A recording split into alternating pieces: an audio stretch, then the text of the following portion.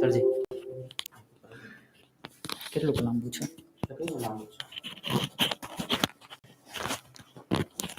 હાલો start થઈ ગયું છે.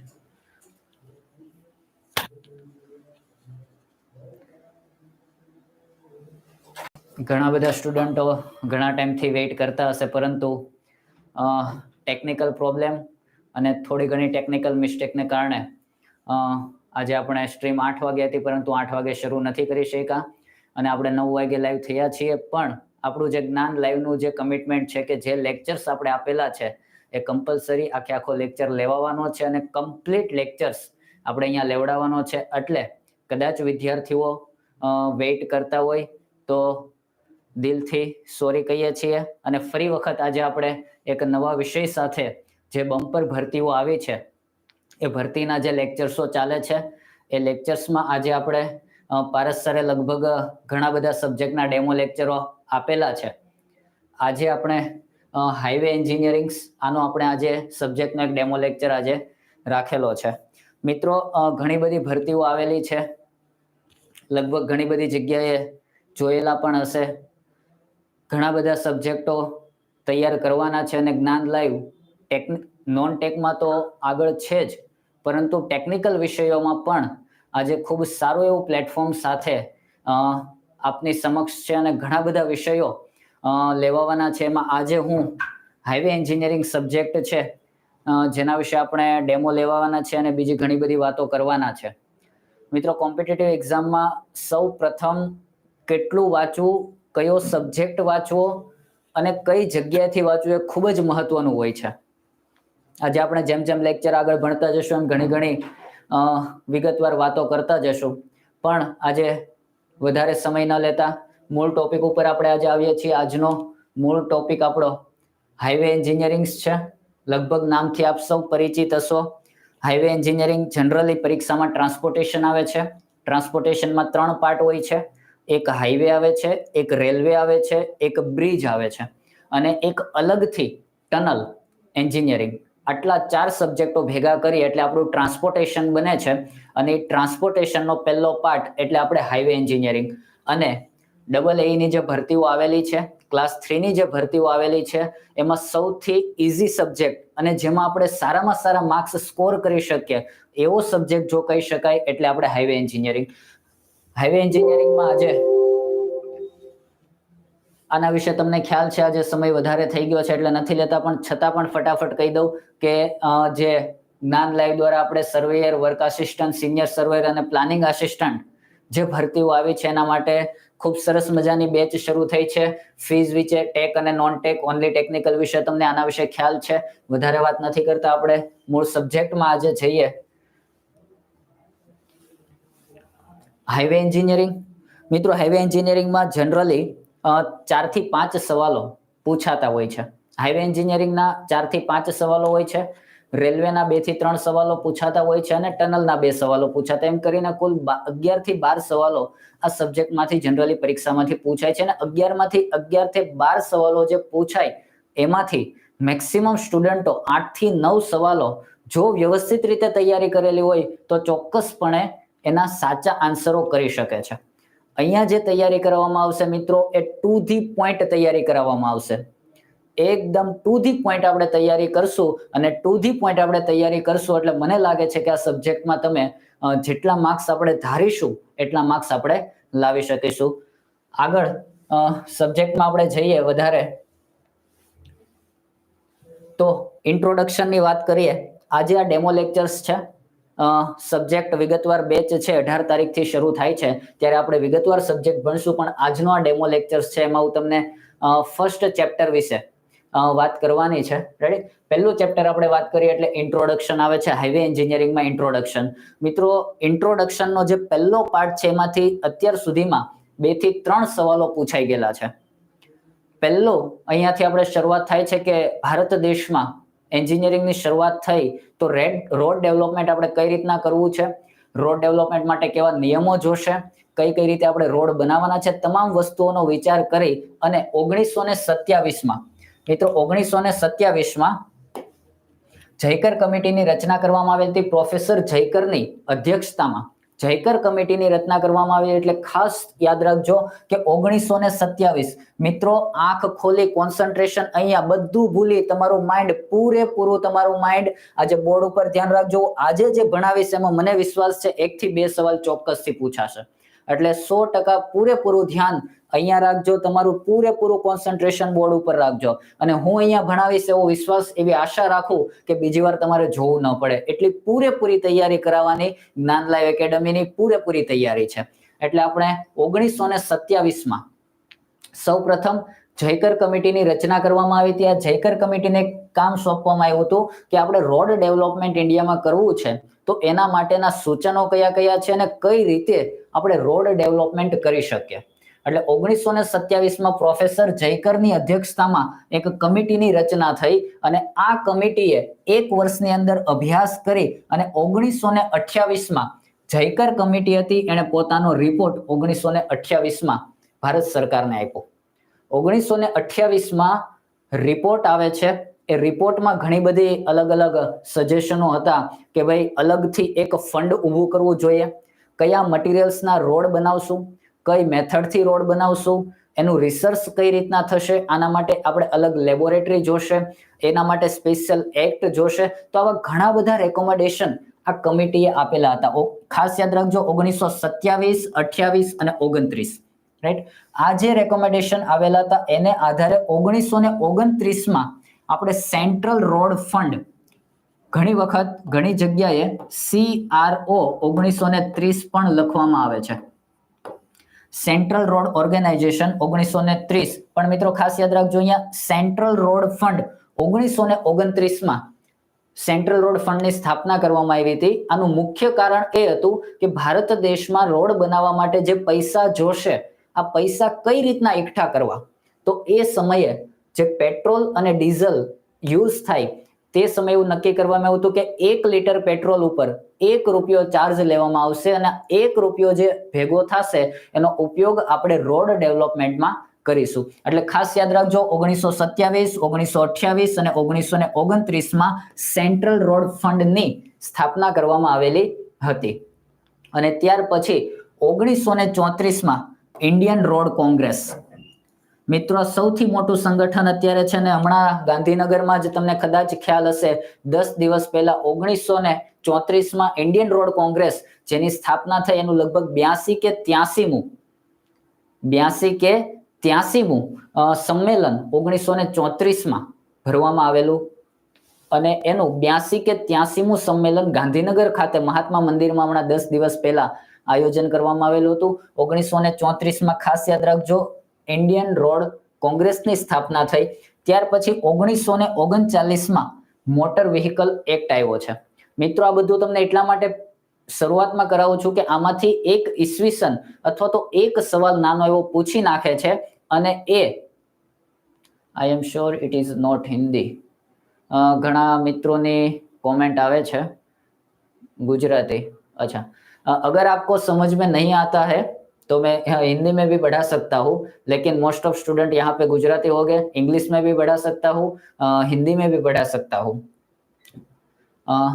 Binu, I am sure it is not Hindi. I teach in Gujarati language. If आपको समझ नहीं आए तो आप हिंदी में बता सकते हो. ओके ओके, कोई बात नहीं.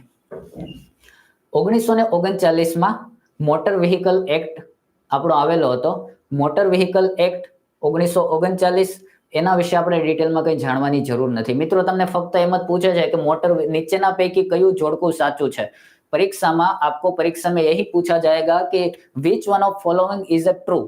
નીચેનામાંથી કયું સાચું છે અને તમારે કોઈ પણ એક ઓપ્શન સિલેક્ટ કરવાનો હશે કે જે સાચો છે. તમને 4 વસ્તુઓ આપેલી હોય 1927, 28, 29 ને 30. નાચાનામાંથી કયું જોડકું સાચું છે એ તમારે સિલેક્ટ કરવાનું હશે. એટલે ખાસ યાદ રાખજો 1927, 28, 29, 1934માં ઇન્ડિયન રોડ કોંગ્રેસ, 1939માં મોટર વ્હીકલ એક્ટ. ત્યાર પછી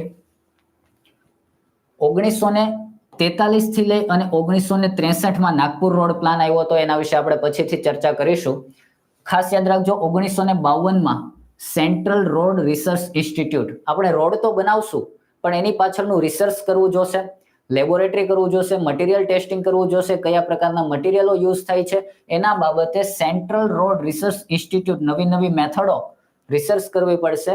એના માટે 1952માં સેન્ટ્રલ રોડ રિસર્ચ ઇન્સ્ટિટ્યૂટની સ્થાપના કરવામાં આવી હતી. 1952માં ઘણી જગ્યાએ ગૂગલ વિકિપીડિયામાં તમે જોશો તો ઘણી જગ્યાએ 1950 પણ આપવામાં આવે છે. બુકમાં 1952 આપેલું છે એટલે ખાસ મિત્રો ધ્યાન રાખજો. આપણે 1952 યાદ રાખશું. 1952માં સેન્ટ્રલ રોડ રિસર્ચ ઇન્સ્ટિટ્યૂટ. ત્યાર પછી આવે છે 1956 નેશનલ હાઈવે એક્ટ.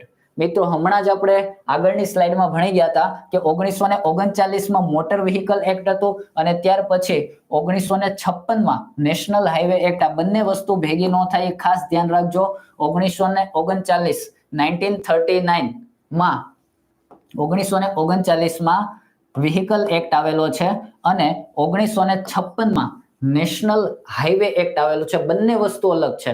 આ બંને વસ્તુ પૂછાયેલી છે. એક જગ્યાએ ક્યાંક પ્રીવિયસ યરના પેપરો જોશો એમાં બંને વસ્તુ એક વાર પૂછાયેલી છે કે 1939માં વ્હીકલ એક્ટ આવેલો છે અને 1956માં નેશનલ હાઈવે એક્ટ આવેલો છે. ત્યાર પછી 1961 થી 1981 બોમ્બે રોડ પ્લાન અને 1981 થી 2001 લખનઉ રોડ પ્લાન. આના વિશે આપણે આગળ ડિટેલમાં ચર્ચા કરીશું. મિત્રો મેં તમને જે ઈસવીસનો કીધી, ઈસવીસનો ઇન્ટ્રોડક્શનમાં એટલા માટે કીધી કે આમાંથી એક સવાલ પૂછાય છે.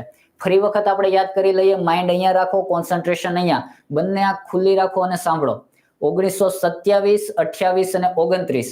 1927, 28 અને 29. અહીંયા જો 1927, 28, 29 જયકર કમિટીનો રિપોર્ટ અને રિપોર્ટને આધારે ફંડ એકઠું કરવા માટે સેન્ટ્રલ રોડ ફંડની સ્થાપના. ત્યાર પછી 1934માં ઇન્ડિયન રોડ કોંગ્રેસ એટલે કોઈ પાર્ટી નથી પણ એક પરિષદ આપણે જેને કહીએ, કમિટી જેને આપણે કહીએ એ ઇન્ડિયન રોડ કોંગ્રેસ 1934. ત્યાર પછી 1939 મોટર વ્હીકલ એક્ટ, રાઈટ. અને પછી 1952માં સેન્ટ્રલ રોડ રિસર્ચ ઇન્સ્ટિટ્યૂટ. ત્યાર પછી 1956માં નેશનલ હાઈવે એક્ટ. આ ખાસ ધ્યાન રાખજો. 1956 અને 1939 1939 વ્હીકલ એક્ટ અને 1956માં નેશનલ હાઈવે એક્ટ. અને આ ત્રણેય જે રોડ પ્લાન છે એના વિશે આપણે હમણાં આગળ ચર્ચા કરીશું. એટલે આ વસ્તુ મિત્રો ખાસ યાદ રાખજો. આમાંથી એક સવાલ પૂછાય તો આપણો માર્ક્સ જવો જોઈએ નહીં. અને જ્યારે ક્લાસ 3 લેવલની તમે તૈયારી કરો છો, AA લેવલની તૈયારીઓ કરો છો ત્યારે ઘણી વખત ફેક્ચ્યુઅલ ફેક્ટ પૂછી નાખતા હોય છે. તો ફેક્ટમાં તો આપણો એક પણ માર્ક્સ જવો ન જોઈએ એવી ખાસ આપણે તૈયારી કરવાની છે. ભાઈ મિત્રો જે બોલું છું એ ખ્યાલ આવે છે ને? કેમ કે પ્રથમ વખત છે, થોડોક ટાઈમ વહી ગયો છે એટલે મારે પણ થોડુંક સ્પીડમાં આપણે આગળ કરવું પડશે. એટલે જ્યાં પણ ખ્યાલ ન આવે, જ્યાં પણ કઈ તમને પ્રશ્ન હોય તો તમે કોમેન્ટમાં જરૂરથી કહી શકશો. કેટલાક ઇમ્પોર્ટન્ટ સવાલો જે આવનારી પરીક્ષામાં પૂછાઈ શકે અને it is a very important સવાલ કે આવનારી પરીક્ષામાં પૂછાય. આટલા ઈસવીસન અને આટલા વિશે આપણને તો ખ્યાલ છે, પરંતુ હવે જે સવાલો પૂછાઈ શકવાની શક્યતા છે, સમ ઇમ્પોર્ટન્ટ પોઈન્ટ્સ, એમાં પહેલો સવાલ છે NHAI. તમે ઘણી વખત નામ સાંભળેલું હશે, national highway authority of India act. ફરી વખત બોલું છું, national highway authority of India act ક્યારે આવેલો છે આ સર્ચ તમારે કરવાનું છે. જો હું અહીંયાથી કહી દઈશ તો તમને યાદ નહીં રહે અને જો પરીક્ષામાં પૂછાશે તો તમે અટવાઈ જશો, રાઈટ. એટલે આજનું તમારું કેટલુંક હોમવર્ક હું તમને અહીંયા આપું છું એટલે નોટ ડાઉન કરતા જજો કે આજનું હોમવર્ક આપણું શું છે. નેક્સ્ટ લેક્ચર જ્યારે આવશે ત્યારે આપણે જોશું ફરીવાર, રાઈટ. એટલે national highway authority act, national highway authority of India act ક્યારે આવેલો છે એ ખાસ યાદ રાખજો. બીજી વસ્તુ અહીંયા છે PMGSY. નામ જોતા તમને ક્યાંક એવું લાગશે કે આ સાંભળેલું નામ છે, પણ ખૂબ જ પ્રચલિત સ્કીમ છે પ્રધાનમંત્રી ગ્રામ સડક યોજના. પ્રધાનમંત્રી ગ્રામ સડક યોજના ક્યારે લોન્ચ કરવામાં આવેલી છે? આ સવાલ ગઈ પરીક્ષાઓમાં પૂછાઈ ગયો. લગભગ ગયા વર્ષની તે આસિસ્ટન્ટ એન્જિનિયરની જે પરીક્ષા હતી એમાં સવાલ પૂછાઈ ગયો હતો કે પ્રધાનમંત્રી ગ્રામ સડક યોજના ક્યારે શરૂ કરવામાં આવેલ છે. બીજો સવાલ એવો પૂછાણો હતો એ જ પેપરમાં કે પ્રધાનમંત્રી ગ્રામ સડક યોજના જે છે એમાં કેટલું પોપ્યુલેશન હોય એવા વિલેજને કનેક્ટ કરવામાં આવે છે. હાઉ મચ પોપ્યુલેશન, કેટલું પોપ્યુલેશન છે એવા વિલેજોને પ્રધાનમંત્રી ગ્રામ સડક યોજનામાં કનેક્ટ કરવામાં આવશે. આ બંને સવાલો પૂછાઈ ગયા છે. એટલે ખાસ મિત્રો બીજું તમારે સર્ચ કરવાનું છે અને યાદ રાખવાનું છે કે પ્રધાનમંત્રી ગ્રામ સડક યોજના ક્યારે શરૂ કરવામાં આવેલ છે. મને તો ખબર જ છે, હું અહીંયાથી કહી દઈશ, પણ એના કરતા તમે જો સર્ચ કરશો એ તમને વધારે યાદ રહેશે. અને આ જે વસ્તુ સમ ઇમ્પોર્ટન્ટ પોઈન્ટ વાળી જે વસ્તુઓ આવશે, જ્યારે આપણી બેચ શરૂ થશે ત્યારે હું ભણાવીશ, અને જે ઇમ્પોર્ટન્ટ વસ્તુઓ હશે એ તમારે હાસ્યમાં લખતી જવાની. તમારું જે પેજ છે એ પેજનું જે હાસ્યો છે ત્યાં તમારે ઇમ્પોર્ટન્ટ નોટ લખતી જવાની રહેશે. એટલે બીજી વસ્તુ છે પ્રધાનમંત્રી ગ્રામ સડક યોજના ક્યારે શરૂ થઈ અને એમાં કેટલું પોપ્યુલેશન હોય એવા વિલેજને જોઈન્ટ કરવામાં આવે છે. ત્રીજો ઇમ્પોર્ટન્ટ સવાલ છે કે longest national highway in India, ભારતમાં સૌથી લાંબો નેશનલ હાઈવે કયો છે? આ સવાલ પણ પૂછાઈ ગયેલો છે, રાઈટ. એસએસસી જેઈ ને જુનિયર એન્જિનિયરની જે એક્ઝામ આવે છે એમાં આ સવાલ પૂછાઈ ગયેલો છે કે longest national highway in India, right. National highway, લાંબામાં લાંબો નેશનલ હાઈવે કયો છે? તો આજની તારીખમાં આઈ થિંક તમને બધાને ખબર હશે NH44, NH44 નેશનલ હાઈવે 44 એ લાંબામાં લાંબો નેશનલ હાઈવે છે. એટલે ખાસ યાદ રાખજો, આ ત્રણેય સવાલ ઇમ્પોર્ટન્ટ છે અને પૂછાઈ ગયેલા છે કે લોંગેસ્ટ નેશનલ હાઈવે NH44 છે, પ્રધાનમંત્રી ગ્રામ સડક યોજના ક્યારે શરૂ કરવામાં આવેલી હતી, અને national highway authority of India act ક્યારે આવેલો હતો. અને ત્યાર પછી આ સવાલ અત્યાર સુધી પૂછાણો નથી, પણ અહીંયા લાંબો નેશનલ હાઈવે ની વાત આવી તો મેં કીધું એક નાનામાં નાનો નેશનલ હાઈવે કયો છે એ પણ આપણે સાથે સાથે તૈયાર કરી લઈએ. એટલે શોર્ટેસ્ટ નેશનલ હાઈવે કયો છે એ તમારે સર્ચ કરવાનું છે, શોર્ટેસ્ટ નેશનલ હાઈવે આ તમારે. અને approximate length of national highway in India, ભારતમાં નેશનલ હાઈવેની ટોટલ લેન્થ કેટલી છે?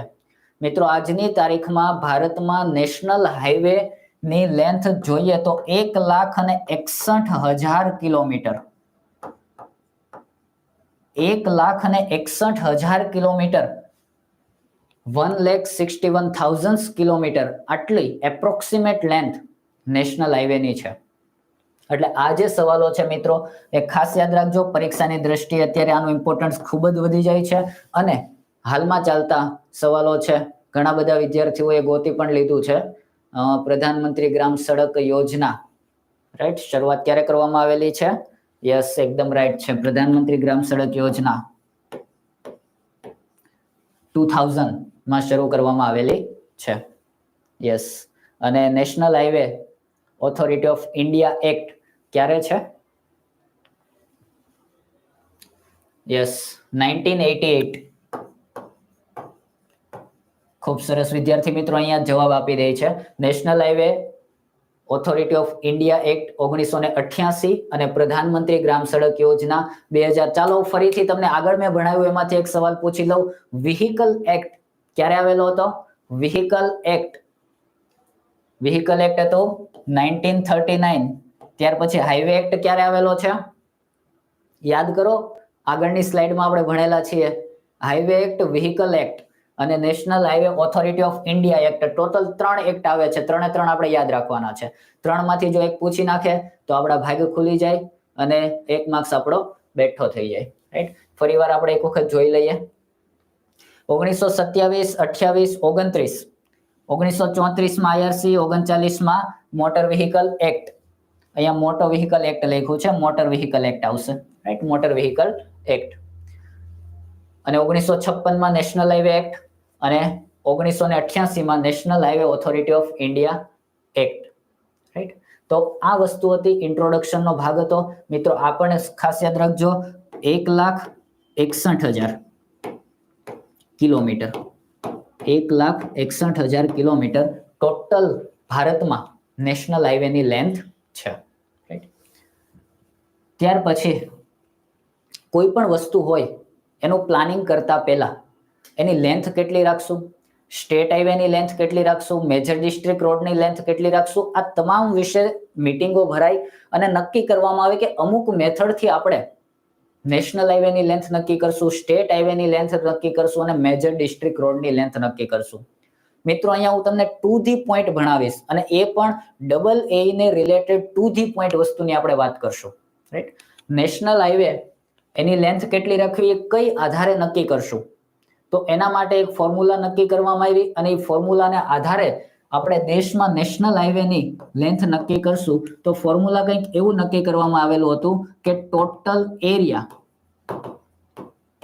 In kilometre square, total area in kilometre square divide by 50.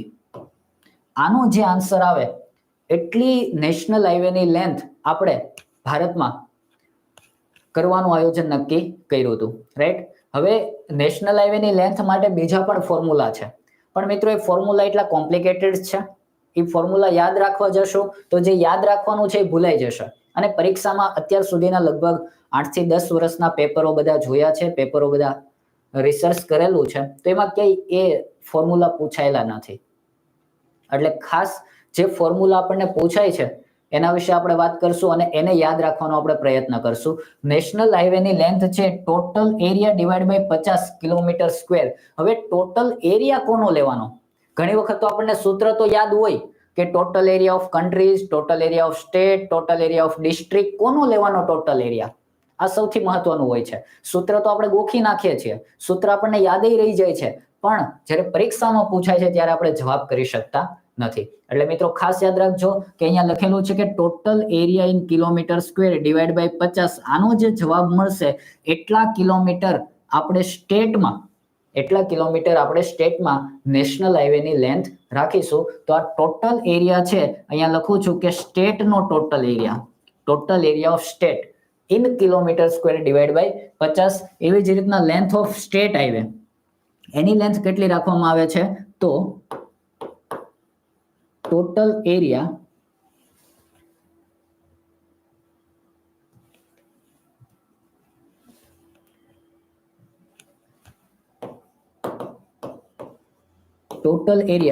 Divide by 25. અહીંયા પણ એરિયા એમાં લેવાનો છે તમારે કિલોમીટર સ્ક્વેરમાં તમારે એરિયા લેવાનો છે.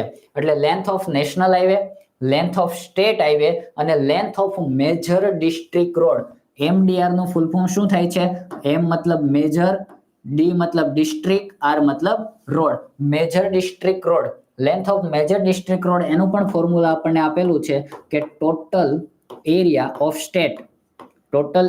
State in kilometre square divide by 12.5. Right, તો આ રીતે આપણે હાઈવે ડેવલપમેન્ટનું પ્લાનિંગ કરી રહ્યા હતા અને એને આધારે આપણે લેન્થ કેટલી રાખશું એ નક્કી કરવામાં આવેલું છે. રાઈટ, એટલે 3 સૂત્ર છે મિત્રો. હજુ કહું છું બીજા ઘણા બધા સૂત્રો આમાં પૂછાય છે. રાઈટ, ઘણા બધા સૂત્રો બુકમાં આપેલા છે. રાઈટ, પણ એ સૂત્ર એવા છે કે કોમ્પ્લિકેટેડ છે, એને યાદ રાખવા જરૂરી નથી. તમે જ્યારે ડબલ એ ની તૈયારી કરો છો ત્યારે ટુ ધી પોઈન્ટ તૈયારી કરવી ખૂબ જરૂરી હોય છે. રાઈટ, એટલે આ બાબતે કોઈને કઈ તકલીફ છે? આઈ થિંક લગભગ બધાને આ સમજાઈ જતું હોય છે. રાઈટ છે, ઓકે. આગળ જઈએ. હવે અલગ અલગ રોડ પેટર્ન્સ આવે છે, ઘણી બધી રોડ પેટર્નો આવે છે અને આપણને પરીક્ષામાં પણ પૂછાતી હોય છે કે કઈ રોડ પેટર્ન છે. દાખલા તરીકે ફોર એક્ઝામ્પલ હું તમને વાત કરું તો એક પરીક્ષામાં પૂછાઈ ગયું છે કે નાગપુર સિટી જે પ્લાન સિટી તરીકે ઓળખાય છે, એ પ્લાન સિટી કઈ રોડ પેટર્નમાં બનાવવામાં આવેલું છે? નાગપુર સિટી છે એમાં રોડ પેટર્ન કઈ છે? એવું આપણને એક સવાલ પૂછાઈ ગયો છે, કેમ કે નાગપુર સિટી છે એ પ્લાન સિટી છે. રાઈટ, એવી રીતના આપણું ગાંધીનગર છે એ પણ પ્લાન સિટી છે, દિલ્હી છે એ પણ પ્લાન સિટી છે અને ચંડીગઢ એ પણ પ્લાન સિટી છે. તો આ 4 સિટીમાં કયા પ્રકારની રોડ પેટર્ન છે એ ખાસ તમારે હાસ્યમાં લખી નાખવાનું કે આ વસ્તુ આ પેટર્ન છે અને એ પૂછાય છે મિત્રો, એટલા માટે. રાઈટ, આપણે અહીંયા અલગ અલગ રોડ પેટર્નો છે, એમાંથી પાંચક જેટલી રોડ પેટર્નો છે એના વિશે આપણે અભ્યાસ કરવાનો છે. એમાં પહેલી જે રોડ પેટર્ન આવે છે કે કઈ પ્રકારનું રોડ પેટર્ન છે, એમાં પહેલી વસ્તુ જે આવે છે રેડિયલ અથવા તો સ્ટાર. હવે રેડિયલ કોને કહેવાય ને સ્ટાર કોને કહેવાય, આનું નામ કયા આધારે આપવામાં આવે છે? તો મિત્રો અહીંયા ધ્યાન રાખજો, આ તમારું જે સર્કલ છે એ સર્કલ વિશે તો તમને ખબર છે. સર્કલની જે રેડિયસ હોય છે એ કઈ રીતના મપાય? આ રીતના મપાય. તો એ જે ડાયરેક્શન હોય છે, આ જે ડાયરેક્શન હોય છે એને શું કહેવામાં આવે છે? રેડિયલ. આ જે ડાયરેક્શન હોય છે એને શું કહેવામાં આવે છે? Radial direction. અને રેડિયલ ડાયરેક્શનમાં જે આકારમાં રોડ નેટવર્ક કરવામાં આવે એના આધારે એનું નામ પડે છે, રાઈટ? એટલે આ તમારું સર્કલ છે, આ જે છે એ તમારું રેડિયલ થઈ ગયું. એટલે અહીંયા આપેલું છે રેડિયલ ઓર સ્ટાર. એટલે આ રેડિયલ થઈ ગયું, રેડિયલ, રેડિયલ, રેડિયલ. રેડિયલની અંદર કઈ પ્રકારની પેટર્ન છે? તો સર્ક્યુલર આકારે. રેડિયલની અંદર કઈ પ્રકારની પેટર્ન છે? સર્ક્યુલર. તો સર્ક્યુલર. ખ્યાલ પડી ગયો નામ કઈ રીતના પડેલું છે? વચ્ચે એક સેન્ટર, એની ફરતે જે છે એ સર્ક્યુલર ગોઠવાયેલા હોય છે. તો આ પ્રકારનું જો રોડ નેટવર્ક હોય તો એને આપણે કયું રોડ નેટવર્ક કહીએ છીએ? Radial or star and circular pattern. એટલે આખું ભેગું નામ છે, રેડિયલ એન્ડ સર્ક્યુલર અથવા સ્ટાર એન્ડ સર્ક્યુલર તમે કહી શકો, રાઈટ? આપણે જનરલી યાદ રાખશું રેડિયલ એન્ડ સર્ક્યુલર, રાઈટ? તો આ સામાન્ય વસ્તુ છે, આમાં કઈ ડિટેલમાં બીજી જરૂર નથી, અને ડિટેલ આમાં બહુ વસ્તુ યાદ રાખવાની તમારે પણ જરૂર નથી, કેમ કે પરીક્ષાની દ્રષ્ટિએ એટલું ઇમ્પોર્ટન્સ નથી, પણ જાણવું જરૂરી છે. ભાઈ જીપી રાઠોડભાઈ કહે છે સાહેબ તમારું નામ શું છે? નામ સાથે મતલબ નથી, અહીંયા મિત્રો ભણો, જે પણ હશે બેસ્ટ આપવાની પ્રયત્ન કરશું. અને મારો પૂરેપૂરો પ્રયત્ન એવું રહેશે કે ટુ ધી પોઈન્ટ તમને ભણાવવું, અને તમે પરીક્ષામાં જાઓ ત્યારે બધી વસ્તુઓનું યોગ્ય રિવિઝન કરીને જાઓ, અને ટોટલી વસ્તુ તમે પરીક્ષામાં તમારું બેસ્ટમાં બેસ્ટ એફર્ટ આપી શકો. અને જ્ઞાન લાઈવ પૂરેપૂરું 100% તમને વિશ્વાસ અપાવશે કે પૂરેપૂરી સ્ટાન્ડર્ડ તૈયારી કરવામાં આવશે. જીએસ તો ખરું જ, ટેકનિકલમાં પણ પૂરેપૂરી બધા જ સબ્જેક્ટમાં એકદમ સારામાં સારું તમને ટીચિંગ આપવામાં આવશે. અને પારસ સરના આઈ થિંક તમે લેક્ચરો જોયા હશે, અને હજુ આગળ આપણે લેક્ચરો જોશું, રાઈટ? અને ફી પણ બહુ નોમિનલ ફીઝમાં પ્રોવાઈડ કરવામાં આવે છે. એટલે એ બાબતે કઈ તમારે કોઈ પ્રશ્ન નિશ્ચિત થઈ જવાનું છે, એ બાબતે તમારે કોઈ મનમાં પ્રશ્ન કે સંદેહ રાખવાનો નથી. બીજી વસ્તુ સેકન્ડ આવે છે, ફરી વખત મેં તમને કીધું હતું કે રેડિયલ કોને કહેવામાં આવે છે? તો વચ્ચેનો જે સેન્ટ્રલ ભાગ છે એ સેન્ટ્રલ થી રેડિયસની ડાયરેક્શનમાં જે હોય, રેડિયસની ડાયરેક્શનમાં જે હોય એને આપણે શું કહીએ છીએ? Radial, right? તો આ પેટર્ન છે, આમાં પણ પહેલા તો શું આવી જાય છે? રેડિયલ ઓર સ્ટાર. આગળની જે પેટર્ન હતી એમાં પણ સેમ હતું, કેમ કે રેડિયસની ડાયરેક્શનમાં હતું. આમાં પણ સેમ છે, રેડિયલ મતલબ રેડિયસની ડાયરેક્શનમાં છે, એને આપણે શું કહેશું? રેડિયલ. પાછળની જે પેટર્ન છે કે બે રેડિયલની વચ્ચે જે છે, આગળનું જે હતું એમાં કેવું હતું? સર્ક્યુલર હતું. અને આમાં કઈ રીતનું છે? તો બ્લોક પેટર્ન છે. શું છે? બ્લોક પેટર્ન છે. તો આનું નામ આપણે શું આપી શકશું? આનું નામ આપણે આપવું હોય તો એવું આપી શકાય કે આ રેડિયલ અને આ બ્લોક, તો રેડિયલ એન્ડ બ્લોક પેટર્ન. આગળ કયું હતું? Radial and circular pattern. અહીંયા કયું આવે છે? Radial end block pattern, right? તો પહેલી હતી રેડિયલ, સર્ક્યુલર. મગજ ફરી વખત આંખો ખુલ્લી રાખીને અહીંયા મિત્રો ધ્યાન આપો, તમારું કોન્સન્ટ્રેશન પૂરેપૂરું બોર્ડ ઉપર. કોન્સન્ટ્રેશન થી તમે એકવાર ભણશો તો તમારે બીજી વાર અભ્યાસ કરવાની જરૂર નહીં પડે. એટલે પૂરેપૂરું કોન્સન્ટ્રેશન અહીંયા. આગળની ફિગરમાં સાહેબે શું કીધું હતું કે વચ્ચે રાઉન્ડ દોર્યું, રાઉન્ડમાં તમે રેડિયસ દોરી, રાઉન્ડમાં રેડિયસ દોરી, રાઈટ? એટલે રેડિયસ પછી શું આવે છે? રેડિયલ. અને વચ્ચે જે ડિઝાઇન કરવામાં આવી સર્ક્યુલર છે, એટલે રેડિયલ એન્ડ સર્ક્યુલર. આમાં કઈ રીતનું છે? તો વચ્ચે સર્કલ, રેડિયસ છે, રેડિયસ છે, રેડિયસ છે, રેડિયસ છે, રેડિયસ એટલે રેડિયલ. રેડિયલ એન્ડ વચ્ચે જે છે એ ડિઝાઇન બ્લોક પેટર્ન છે, એટલે રેડિયલ એન્ડ બ્લોક પેટર્ન. આ બધી આપણે શેની વાત કરીએ છીએ? આ બધું આપણે શેની વાત કરીએ છીએ? આ બધી આપણે વાત કરીએ છીએ different types off road pattern. રોડની અલગ અલગ પેટર્ન વિશેની વાત કરીએ છીએ. આ સાહેબને હજુ નામ જાણવું જ છે. મારું નામ આશીષ છે. આઈ થિંક તમે ઘણી બધી જગ્યાએ તમે જોયો હશે, સાંભળ્યો હશે, પણ આજે જ્ઞાન લાઈવના પ્લેટફોર્મ ઉપર તમે અભ્યાસ કરો છો મારી સાથે. બીજા ઘણા બધા પ્લેટફોર્મ ઉપર પણ જોયો હશે તમે, અને ઘણી વખત સાંભળ્યો પણ હશે. યુટ્યુબમાં પણ સાંભળેલા હશે, રાઈટ? હવે એમ નહીં પૂછતા કે સાહેબ તમારું સરનેમ શું છે ને શું કરો છો અને અત્યારે શું છે અને કેમ છે ને, રાઈટ? આપણે ઘણું બધું, હજુ તો ઘણો સમય છે આપણી પાસે, હજુ ઘણું બધું આપણે ભણવાનું છે અને ઘણી બધી વાતો કરવાની છે, ઘણા બધા પ્રેક્ટિકલ વાતો કરવાના છે. એટલે સમય સાથે સાથે આપણે દરેક વસ્તુ ભણતા જશું અને રમૂજ સાથે, મસ્તી સાથે, ટુ ધી પોઈન્ટ ફોકસ કરી અને આપણે ભણવાનું છે, રાઈટ? આગળ જઈએ. ત્રીજી પેટર્ન આવે છે. હવે આમાં જોવો તમને કે રેડિયસ જેવું જોવા મળશે નહીં, ક્યાંય રેડિયલ છે નહીં, રાઈટ? તો અહીંયા પહેલો જે બ્લોક છે એ કેવો છે? રેક્ટેન્ગ્યુલર. પહેલો જે બ્લોક છે એ કેવો છે? રેક્ટેન્ગ્યુલર. અને રેક્ટેંગલની અંદર નાના નાના બ્લોક છે. શું છે? નાના નાના બ્લોક. તો આ ટાઈપનું જે રોડ નેટવર્ક હોય છે એને કેવું કહેવામાં આવે છે? પહેલું હતું શું? આ હતું રેક્ટેંગલ, રાઈટ? રેક્ટેંગલ હતું અને એની અંદર આ શું આવી ગયું? આપણું બ્લોક આવી ગયું. તો આને શું નામ આપણે આપી શકાય? રેક્ટેંગ્યુલર બ્લોક પેટર્ન, ખાલી બ્લોક પેટર્ન અથવા તો રેક્ટેંગ્યુલર રોડ પેટર્ન, આવું નામ આપણે આપી શકીએ છીએ. એટલે અત્યાર સુધીમાં આપણે 3 પેટર્ન જોઈ.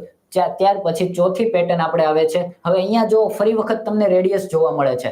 વચ્ચેનો તમારો સેન્ટ્રલ પાર્ટથી તમે જુઓ એટલે રેડિયસની ડાયરેક્શન, રેડિયસની ડાયરેક્શન, રેડિયસની ડાયરેક્શન, રેડિયસની ડાયરેક્શન. તો આ પ્રકારનું જે હોય એટલે પહેલું નામ શું આનું આવી જશે? રેડિયલ ઓર સ્ટાર. શું આવી જશે? રેડિયલ ઓર સ્ટાર. અને ત્યાર પછી આ જે છે એ ગ્રીડ પેટર્ન છે. કઈ પેટર્ન છે? Grid, right? તમે કોઈ પણ પ્રકારની જાળી ટાઈપ જુઓ તો ઈ પ્રકારની પેટર્ન અહીંયા બનાવવામાં આવેલી છે, રાઈટ? એટલે પહેલું આવી ગયું રેડિયલ અને આ આવી ગઈ ગ્રીડ. એટલે આપણે શું કહી શકાય? Radial and grid pattern. Radial and grid pattern. અને ત્યાર પછી આપણે જોઈએ તો હેક્સાગોનલ પેટર્ન એટલી બધી પ્રચલિત નથી. ઘણી બુકોમાં તો આ પેટર્ન દર્શાવવામાં પણ નથી આવતી, પણ આપણી જાણ ખાતર આપણને ખ્યાલ હોવો જોઈએ કે કઈ પેટર્ન આવે છે. તો હેક્સાગોનલ પેટર્ન આવે છે.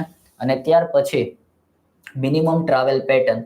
આ આધુનિક પદ્ધતિ છે. ઘણી જગ્યાએ ગીચ સિટીમાં તમે જોવો તો આ પ્રકારનું રોડ નેટવર્ક કે એમાં કોઈ નક્કી જ ન હોય કઈ પ્રકારનું નેટવર્ક છે, રાઈટ? ગમે ત્યાં સ્ટેશન આવી જતા હોય, ગમે ત્યાંથી ગમે ત્યાં રોડ જતો હોય, કોઈ ડાયરેક્શન કે એવું કંઈ ફિક્સ હોતું નથી. આવું ન કરવા પાછળનું કારણ શું?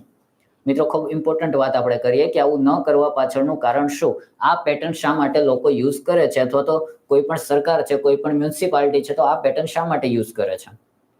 પહેલી વસ્તુ, જગ્યાનો અભાવ. જગ્યા ઓછી છે, ઓછી જગ્યામાં તમારે સિટી ડેવલપ કરવું છે તો એના માટે આપણે વેલ ડિફાઇન્ડ સિસ્ટમ યુઝ કરી શકતા નથી, ત્યારે આપણે આવી સિસ્ટમનો યુઝ કરવો પડે છે. અને બીજું કે મિનિમમ ટ્રાવેલ પેટર્ન એટલે કે બે જગ્યાએ જવું હોય. ફોર એક્ઝામ્પલ, તમે અહીંયા ઊભા છો અને અહીંયાથી માનો કે તમારે અહીંયા આ પોઈન્ટ ઉપર જવું છે, રાઈટ? તો અહીંયાથી તમે સીધા જઈ શકો. રેડિયલ સિસ્ટમ હોય તો પણ સીધા જઈ શકો, બીજી કોઈ સિસ્ટમ હોય તો પણ સીધા જઈ શકો, રાઈટ? પરંતુ તમારે જો આ પોઈન્ટ ઉપર આવવું હોય તો ગ્રીડ પેટર્ન હોય તો ફરજિયાત તમારે શું કરવું પડે? રેડિયલ પેટર્નમાં તમારે આવવું પડે. અહીંયાથી પછી તમે આમ જઈ શકો, અથવા તો તમારે શું કરવું પડે? અહીંયા ગ્રીડમાં આવવું પડે અને ત્યાર પછી તમે અહીંયા જઈ શકો. એટલે બંને જગ્યાએથી તમારું ડિસ્ટન્સ વધી જાય. જ્યારે અહીંયા શું છે? અહીંયા વચ્ચેથી જ તમને અહીંયા આપી દીધું કે તમે અહીંયાથી ફક્ત અહીંયા આવી શકો. એટલે તમારું ટ્રાવેલ ડિસ્ટન્સ જે છે એ ઘટાડે છે, રાઈટ? તો આ એક છેલ્લી પેટર્ન હતી. આપણે મિત્રો ટોટલ કેટલી પેટર્ન જોઈ ફરી એક વખત યાદ કરી લઈએ, રાઈટ? પહેલી આપણે પેટર્ન જોઈ તેમાં શું હતું? તો યાદ કરો શું હતું? વચ્ચે ચક્કરડું હતું, ચક્કડામાંથી શું નીકળતી હતી? રેડિયસ નીકળતી હતી, રાઈટ? આ પ્રકારનું ચક્કરડું હતું, ચક્કડામાંથી રેડિયસ હતી, આ રેડિયસ હતી અને એની ફરતે કયો શેપ હતો? સર્ક્યુલર શેપ હતો. કયો શેપ હતો? સર્ક્યુલર. તો આને શું નામ આપ્યું હતું? Radial and circular. બીજું આપણે જોયું હતું તો બીજામાં શું હતું? વચ્ચે સર્કલ હતું, એમાંથી રેડિયસ હતી, રેડિયસ એટલે રેડિયલની જે વચ્ચેનો જે પાર્ટ હતો એમાં કઈ પેટર્ન હતી? Block pattern. તો રેડિયલ એન્ડ બ્લોક પેટર્ન હતું. ત્રીજું આપણે જે જોયું હતું, ત્રીજું આપણું કયું હતું? વચ્ચે રેડિયસ, વચ્ચે બોક્સ હતું, રેડિયસ, રાઈટ? તો રેડિયલ અને રેડિયલની વચ્ચે કયું હતું? ગ્રીડ પેટર્ન હતી. જોઈન્ટ શેના દ્વારા થતું હતું? ગ્રીડ. એટલે રેડિયલ એન્ડ ગ્રીડ પેટર્ન હતી. પછી એક પેટર્ન આપણે કઈ જોઈ હતી? તો એક આપણું રેક્ટેંગલ હતું. આ રેક્ટેંગલની અંદર વચ્ચેનો એક સેન્ટ્રલ ભાગ હોય, આજુબાજુ નાના નાના બ્લોક આપણે કન્સ્ટ્રક્ટ કરેલા હોય અને એને આપણે રોડ પેટર્ન તરીકે યુઝ કરતા હતા. તો આને આપણે કઈ કીધી હતી? Rectangular road pattern. ત્યાર પછી આપણે 3 આ નંબર થયો 4. ત્યાર પછીનો આપણે 5મો નંબર જે જોયો હતો રાઈટ, એ કયું હતું? હેક્ઝાગોનલ હતું, હેક્ઝાગોનલ રોડ પેટર્ન. આ એક આપણે જોયું હતું. અને 6થો નંબર જે આપણે જોઈએ છીએ કે મિનિમમ ટ્રાવેલ પેટર્ન. આમાંથી મિત્રો ખાસ તમારે જો યાદ રાખવા જેવું હોય તો તમારે યાદ રાખવાના છે 1 2 3 4 5. આ 5 વસ્તુ તમારે ખાસ યાદ રાખવાની છે. આગળ જઈએ મિત્રો, આ વસ્તુ પરીક્ષાની દ્રષ્ટિએ એટલા માટે ઇમ્પોર્ટન્ટ છે કે આ વસ્તુ શું છે સમજવી જરૂરી છે, રાઈટ. આ વસ્તુ આપણને પરીક્ષામાં ડાયરેક્ટ પૂછાશે નહીં, પરંતુ તમને ડાયરેક્ટ એમ પૂછી નાખે કે નાગપુર છે, નાગપુર સિટી એ કઈ પેટર્ન ઉપર છે, નાગપુર સિટી છે કઈ પેટર્ન ઉપર છે એમ પૂછી નાખે. અથવા તો એમ પૂછી નાખે કે દિલ્હી સિટી છે એ કઈ પેટર્ન ઉપર છે, દિલ્હી સિટી છે કઈ પેટર્ન ઉપર છે, કઈ રોડ પેટર્ન દિલ્હી સિટીમાં છે. અથવા તો એમ પૂછી નાખે કે ગાંધીનગર સિટી છે એ કઈ પેટર્ન ઉપર છે. એમેય નથી પૂછવું, દિલ્હી નથી પૂછવું, ગાંધીનગર એ નથી પૂછવું, નાગપુર એ નથી પૂછવું, તો પૂછી નાખે ચંડીગઢ.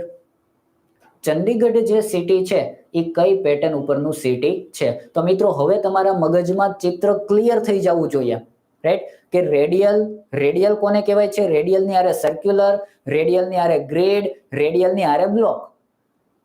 આટલો ખ્યાલ આવી ગયો. ત્યાર પછી આવે રેક્ટેન્ગ્યુલર બ્લોક અને છેલ્લે આવે હેક્ઝાગોનલ. એટલે સિમ્પલ આ 4 થી 5 વસ્તુઓ જે છે જે આપણને પૂછાય છે પરીક્ષામાં અને જેનો આપણે આન્સર આપવાનો છે. મેં જે સવાલો કીધા છે એ સવાલો તમે એકવાર ગોતવાનો પ્રયાસ કરજો, નકર લેક્ચર જ્યારે પૂરો થાય ત્યારે આપણે છેલ્લે કહેશું. તમને જો ન મળે તો આપણે છેલ્લે વાત એની કરશું, રાઈટ. ત્યાર પછી આગળ જઈએ આપણે.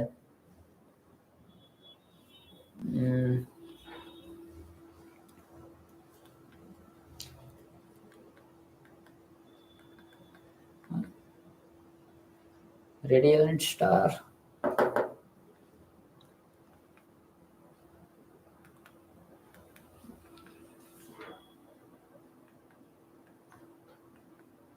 ઓકે મિત્રો, ફરી એક વખત તમને કહી દઉં કે લગભગ 18 તારીખથી આપણે બેચ શરૂ કરી રહ્યા છીએ. પારસ સર છે, હું છું અને બીજી 1-2 ફેકલ્ટીઓ છે. તમામ ફેકલ્ટીઓ અનુભવી છે અને ખૂબ સારો એવો અનુભવ પણ છે. આગળ જેમ તમે ભણશો એમ તમને ખ્યાલ આવી જશે અને ભણાવવાની પેટર્ન પણ બહુ એક્ઝામને રિલેટેડ છે. તમે ગુજરાત એન્જિનિયરિંગ સર્વિસની તૈયારી કરો છો, મદદનીશ ઇજનેરની તૈયારી કરો છો કે AA ની તૈયારી કરો છો, આ પોઈન્ટને ધ્યાનમાં રાખી અને ભણાવવાના છીએ અમે.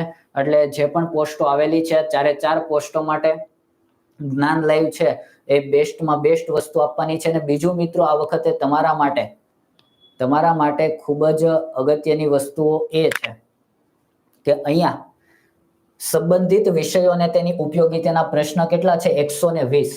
જનરલી અત્યાર સુધી તમે જીપીએસસી ની એની પરીક્ષા આપતા તો શું હતું કે તમે 15 થી 17 સબ્જેક્ટો તમે સિવિલ એન્જિનિયરિંગના તૈયાર કરો. આ 15 થી 17 સબ્જેક્ટો તૈયાર કરો અને આ 15 થી 17 સબ્જેક્ટમાંથી તમારે કેટલા માર્કનું હોય છે? 200 માર્ક્સનું ટેકનિકલ હોય છે. કેટલા માર્ક્સનું ટેકનિકલ હોય છે? 200 માર્ક્સનું ટેકનિકલ હોય છે. જ્યારે હવે શું થશે, તમારે સબ્જેક્ટો એટલા જ તૈયાર કરવાના છે, 15 થી 16 સબ્જેક્ટો. 15 થી 16 સબ્જેક્ટો તમારે તૈયાર કરવાના છે, પરંતુ તમારે માર્ક્સ કેટલા ફક્ત પૂછાવાના છે? 120 માર્ક્સ પૂછાવાના છે, રાઈટ. એટલે ખૂબ જ ટુ ધી પોઈન્ટ અને ખૂબ જ સ્ટાન્ડર્ડ તૈયારી હશે તો જ તમે આમાં સ્કોર કરી શકશો. પહેલા 15 થી 17 સબ્જેક્ટો આપણે વાંચતા, એમાંથી આપણને 200 સવાલો પૂછાતા, રાઈટ. હવે 15 થી 16 સબ્જેક્ટ એટલા જ વાંચવાના છે, પણ સવાલો કેટલા છે?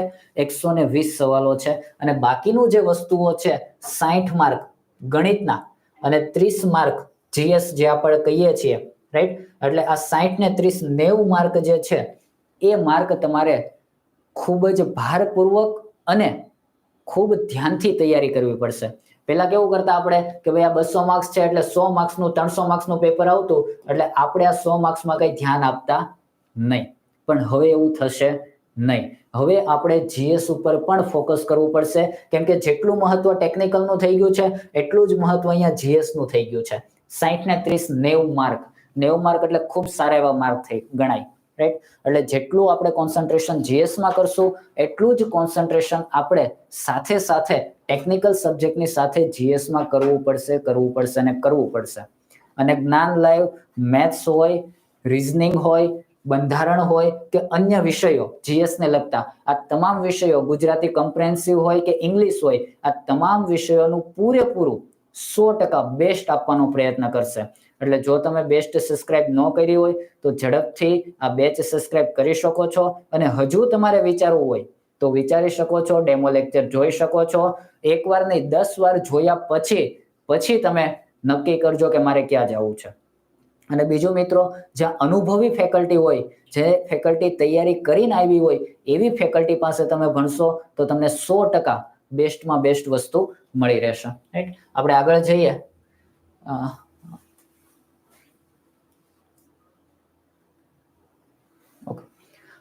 રોડ ડેવલપમેન્ટ પ્લાન ઇન ઇન્ડિયામાં રોડ ડેવલપમેન્ટ આપણે જે કરેલું છે, રાઈટ, 3 પ્લાન હતા.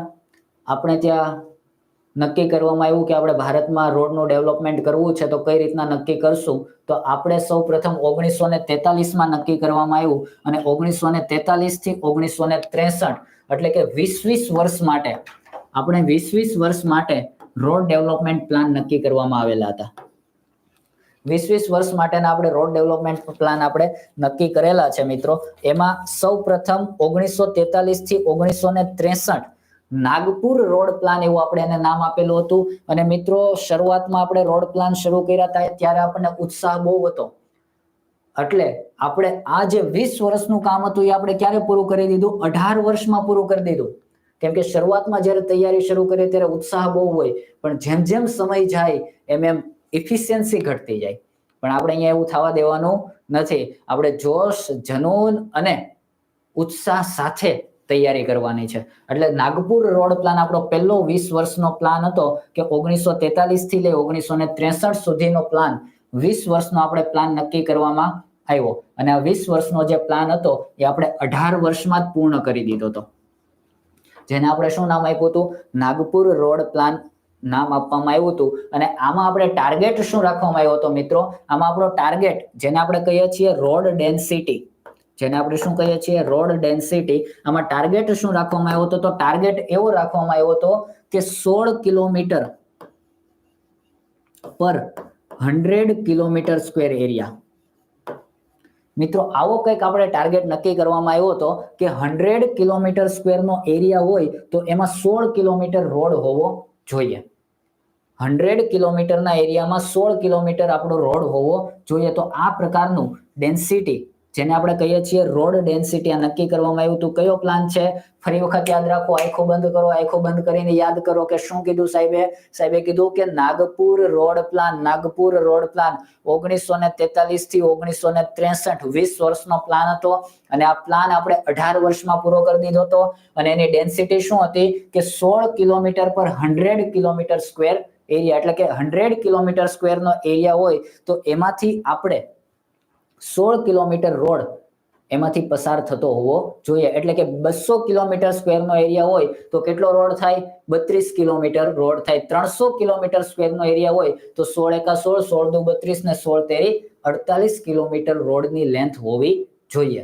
આઝાદી પહેલા 1943 થી 1963માં આપણે આ નક્કી કરવામાં આવ્યું હતું. અને આ જે પ્લાન છે આપણે 18 વર્ષ એટલે કે 1961માં આપણે પૂરો કરી દીધો.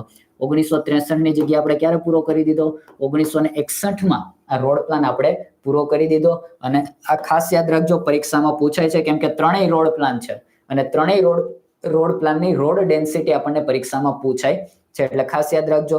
બીજી વસ્તુ કે આમાં કયા કયા પ્રકારના રોડ આમાં લેવામાં આવેલા હતા? તો એમાં national highway, state highway, district highway અને વિલેજ રોડ, જેને ડિસ્ટ્રિક્ટ રોડ પણ તમે કહો છો. State highway, NH, national highway, state highway, major district road અને વિલેજ રોડ. આ 4 પ્રકારના રોડનું બાયફર્ગેશન કરવામાં આવેલું હતું. આના વિશે આઈ થિંક તમને ખ્યાલ હશે, વધારે મારે આમાં ડિટેલ સમજાવવાની જરૂર નથી. નેશનલ કોને કહેવાય, સ્ટેટ હાઈવે કોને કહેવાય, ડિસ્ટ્રિક્ટ રોડ કોને કહેવાય ને વિલેજ રોડ કોને કહેવાય. 4 બાયફર્ગેશન આપણે કરવામાં આવ્યા હતા. અને બીજી વસ્તુ કે રોડ પ્લાન હતો એ સૌથી ઇમ્પોર્ટન્ટ અને આઈએમપી સવાલ. કઈ રોડ પેટર્નનો યુઝ કરવામાં આવેલો હતો? તો સ્ટાર એન્ડ ગ્રીડ પેટર્ન. કઈ પેટર્ન છે? Star and grid pattern. Most IMP સવાલ છે, પરીક્ષામાં પૂછાઈ ગયેલો સવાલ છે. જૂના પેપરો તમે જોશો તો એમાં પૂછા છે કે નાગપુર રોડ પ્લાન કઈ રોડ પેટર્ન ઉપર ડિઝાઇન કરવામાં આવેલો હતો? તો એમાં સૌથી વધારે મહત્વ આપણે કોને આપવામાં આવેલું હતું? Star and grid pattern. આ ખાસ યાદ રાખજો, આઈએમપી સવાલ છે. Nagpur road plan, star and grid road pattern. Right. ત્યાર પછી આવે છે 1961 માં આપણે પહેલું કામ પૂરું થઈ ગયું. નાગપુર રોડ પ્લાન 1961 માં આપણે પૂરો કરી દીધો. પછી આપણું બીજું આવે છે Bombay road plan. Bombay road plan છે 1961 માં પૂરો કરી દીધો. એટલે તરત જ આપણે નવો 20 વર્ષનો પ્લાન આપ્યો 1961 થી લઈ અને 1981 સુધી. બીજો આપણો જે રોડ પ્લાન આવ્યો 1961 થી લઈ અને 1981 સુધીનો રોડ પ્લાન આવ્યો. મિત્રો અહીંયા કેટલા કિલોમીટર બનાવવાના હતા? 100 કિલોમીટર એરિયા હોય તો 16 કિલોમીટરનો રોડ બનાવો.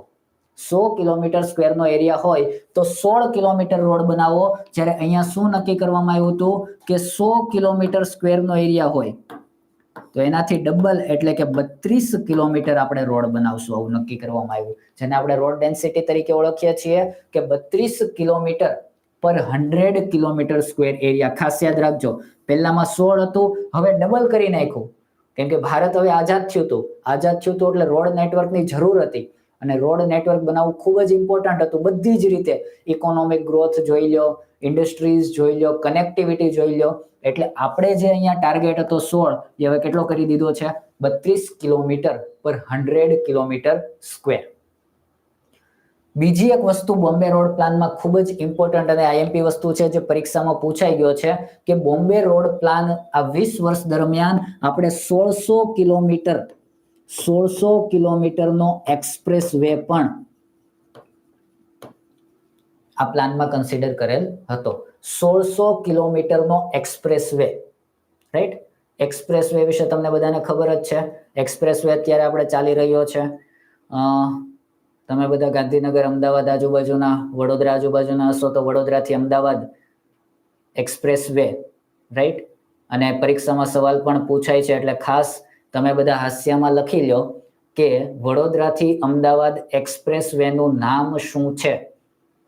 ભાઈ આ તો જીપીએસસી છે, ગૌણ સેવા પસંદગી મંડળ છે, કંઈ પણ પૂછી શકે. આપણે બધી જ રીતે તૈયાર લેવાનું છે. તમામ કરંટ ફેક્ટ પણ આપણે સાથે સાથે જ ભણતા જવાના છે. એટલે ખાસ તમારે આવતીકાલે ગોતવાનું છે ને એનું નામ તમારે હાસ્યામાં લખી લેવાનું છે કે વડોદરાથી અમદાવાદ એક્સપ્રેસ વે નું નામ શું છે અને કેટલો લાંબો છે. આઈ થિંક 100 કિલોમીટર, 99 કિલોમીટર જેવો છે. એટલે એક્ઝેક્ટ મને ખ્યાલ નથી. નગર પાછા તમે કહેશો કે સાહેબ તમે કીધું હતું 100 કિલોમીટર અને 98 કિલોમીટર છે. રાઈટ. પણ તમે એનું નામ અને લેન્થ આ બંને વસ્તુઓ યાદ રાખજો, કેમ કે પરીક્ષામાં પૂછાય અને કરંટને આધારે જ પેપરો નીકળતા હોય છે. તો આ બોમ્બે રોડ પ્લાન થઈ ગયો મિત્રો 1961 થી લઈ અને 1981 20 વર્ષનો આપણો જે પ્લાન હતો બોમ્બે રોડ પ્લાન. 32 કિલોમીટર પર 100 કિલોમીટર સ્ક્વેર એરિયા અને 1600 કિલોમીટર એક્સપ્રેસ વે. આ ખાસ યાદ રાખજો. અને 2 સ્ટાર એટલા માટે આપું છું કેમ કે આઈએમપી છે. સૌ પ્રથમ એક્સપ્રેસ વે કયા રોડ પ્લાનમાં બનાવવામાં આવ્યો હતો? તો બોમ્બે રોડ પ્લાન. અને ત્યાર પછી ત્રીજો આવે છે લખનઉ રોડ પ્લાન. 1981 માં અહીંયા પૂરું થયું. 1981 માં અહીંયા પૂરું થયું એટલે 1981 થી લઈ અને 2001. 1981 થી લઈ અને 2001 આ જે 20 વર્ષનો જે રોડ પ્લાન છે જેને આપણે કયા નામે ઓળખીએ છીએ? લખનઉ રોડ પ્લાનના નામે ઓળખીએ છીએ. લખનઉ રોડ પ્લાન 1981 થી લઈ અને 2001 એટલે 20 વર્ષનો સમયગાળો. અને આ 20 વર્ષનું આપણે જે આયોજન કર્યું જેને આપણે લખનઉ રોડ પ્લાન તરીકે ઓળખીએ છીએ. અને આમાં ડેન્સિટી કેટલી રાખી હતી? અહીંયા 16 કિલોમીટર બનાવો તો અહીંયા 32 કિલોમીટર બનાવો તો. અને મિત્રો અહીંયા ખાસ યાદ રાખજો કે અહીંયા આપણે ટાર્ગેટ રાખ્યો તો 81 કિલોમીટર પર 100 kilometre square area. 100 kilometre square area હોય તો આપણે કેટલો રોડ બનાવવાનો છે? 81 કિલોમીટરનો રોડ હોવો જોઈએ. ભારત પ્રગતિના પંથે હતું અને ખૂબ જ જરૂર હતી. રેડી? ત્યારે આપણે ફરી વખત 20 વર્ષનો જે પ્લાન કર્યો એમાં આપણે ડબલ કરતા પણ આગળ વહી ગયા કે 81 કિલોમીટર પર 100 કિલોમીટર સ્ક્વેર. અને આપણે શું કહી શકાય? Road density. આને શું કહીએ છીએ આપણે? Road density. રાઈટ? તો ત્રણેયની રોડ ડેન્સિટી છે એ તમને ખ્યાલ હોવો જોઈએ. નાગપુર, બોમ્બે અને લખનઉ, આની રોડ ડેન્સિટી કેટલી છે? 81 કિલોમીટર પર 100 કિલોમીટર સ્ક્વેર. ત્યાર પછી આ જે ત્રીજો રોડ પ્લાન હતો એ રોડ પ્લાનમાં એક એક્સ્ટ્રા ઓર્ડિનરી વસ્તુ એવી હતી કે આપણે રોડને અલગ અલગ ભાગમાં વેચી દીધા હતા. જેમ અહીંયા national highway, state highway, district road અને વિલેજ રોડ આ રીતના આપણે કરી દીધું હતું. એવી જ રીતના આપણે લખનઉ પ્લાનમાં કઈ રીતના ડિવાઈડ કરેલું છે? એમાં આ રીતના ડિવાઈડ કરવામાં આવ્યું હતું કે પ્રાઇમરી રોડ, સેકન્ડરી રોડ અને ટર્સરી રોડ. પ્રાઇમરી, સેકન્ડરી અને ટર્સરી. રાઈટ? તો આ ત્રણ વિભાગમાં આપણે રોડને ડિવાઈડ કરી દીધા હતા. પ્રાઇમરી રોડમાં કોણને લીધા હતા? તો એક્સપ્રેસવે અને NH. પ્રાઇમરી રોડ આપણા જે હતા એમાં આપણે કોને કોને લીધા હતા? એક્સપ્રેસવે અને NH ને. અવાજ બધા મિત્રોને રેડી આવે છે ને? ઓકે. પ્રાઇમરી, સેકન્ડરી અને ટર્સરી. પ્રાઇમરીમાં આપણે કોને કોને લીધા છે? નેશનલ હાઈવે અને સ્ટેટ હાઈવે. સોરી, ભૂલ થાય છે અહીંયા. એક્સપ્રેસવે અને નેશનલ હાઈવે અને એક્સપ્રેસ, જેને આપણે હાઈ સ્પીડ રોડ તરીકે ઓળખીએ છીએ. રાઈટ? પછી આવે છે સ્ટેટ હાઈવે અને ડિસ્ટ્રિક્ટ, અને ત્યાર પછી હતું મેજર ડિસ્ટ્રિક્ટ રોડ અને વિલેજ રોડ.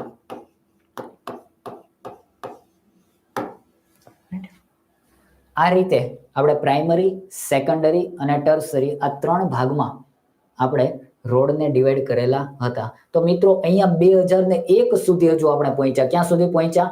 2001 સુધી. 1943 થી શરૂ કર્યું અને 2001 સુધી, એટલે લગભગ આપણે 57 થી 58 વર્ષ રોડ બનાવવામાં કાઢ્યા. અને એમાં આપણે શું શું કર્યું એના વિશેની આ માહિતી છે. IMP સવાલો હું તમને કહી દઉં અહીંયા, તો ખાસ ધ્યાન રાખજો. પહેલા તો ત્રણ નામ તમને લાઈનમાં ખબર હોવી જોઈએ. સૌથી પહેલા આવશે નાગપુર, પછી આવશે બોમ્બે અને પછી આવશે લખનઉ. રાઈટ? ત્રણેયનો સમયગાળો ખબર હોવો જોઈએ અને ડેન્સિટી ખાસ યાદ રાખવાની છે. અને બીજો ઇમ્પોર્ટન્ટ સવાલ કે સૌ પ્રથમ એક્સપ્રેસવે કયા રોડ પ્લાન દરમિયાન બનાવવામાં આવ્યો હતો? તો બોમ્બે રોડ પ્લાન દરમિયાન 1600 કિલોમીટરનો એક્સપ્રેસવે બનાવવામાં આવેલો હતો. તો આ મેં તમને જે વાત કરી એ road development in India. Road development in India વિશે આપણે વાત કરી.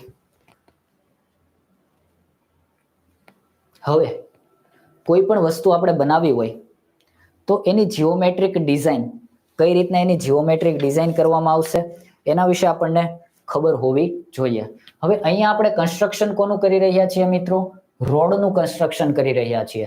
તો રોડનું કન્સ્ટ્રક્શન કરીએ છીએ તો પહેલા તો આપણને એ ખબર હોવી જોઈએ કે રોડનો ઉપયોગ કોણ કરવાનું છે, રોડનો ઉપયોગ કોણ કરશે અને કયા મટીરિયલમાંથી આપણે રોડ બનાવવાનો છે.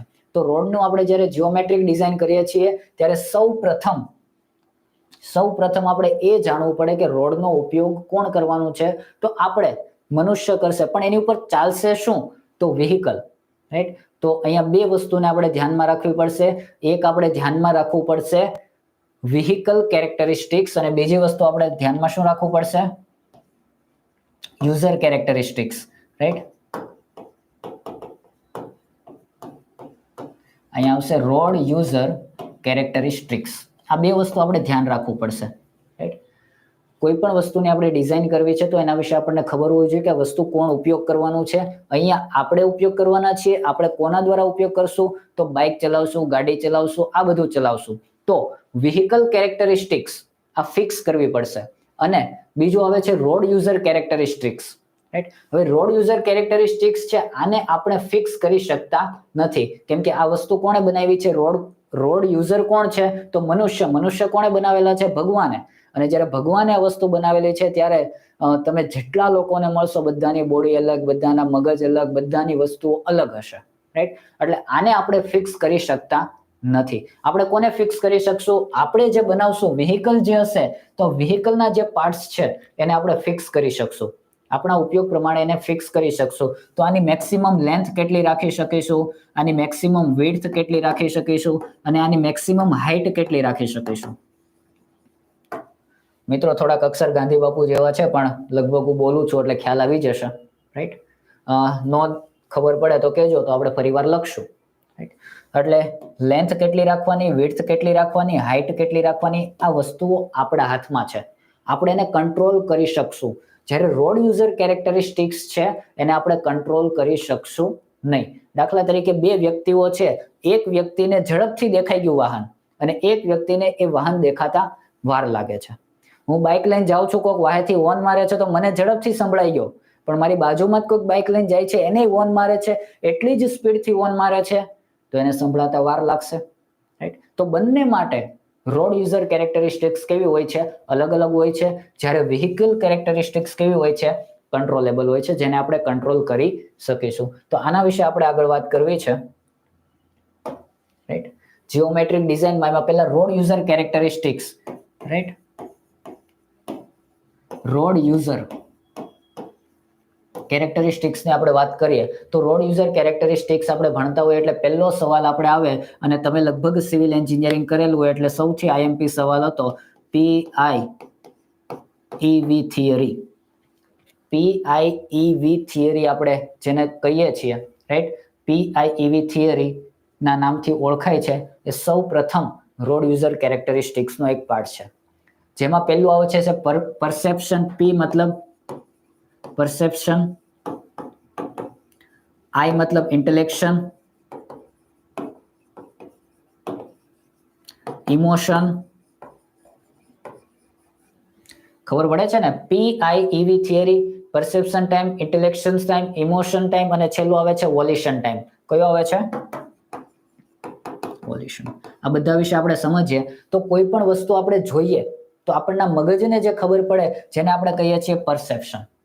પછી આવે છે ઇન્ટેલેક્શન, કે મગજ કંઈક રિએક્શન આપે એને આપણે શું કહીએ છીએ? ઇન્ટેલેક્શન. કોઈ પણ વસ્તુ જો હું ગાડી લઈને જાઉં છું મને અચાનક કંઈક દેખાણું તો એ મારો પરસેપ્શન ટાઈમ. પછી આવે છે ઇન્ટેલેક્શન ટાઈમ. કયો આવે છે? Perception time. પછી આવે છે ઇન્ટેલેક્શન ટાઈમ.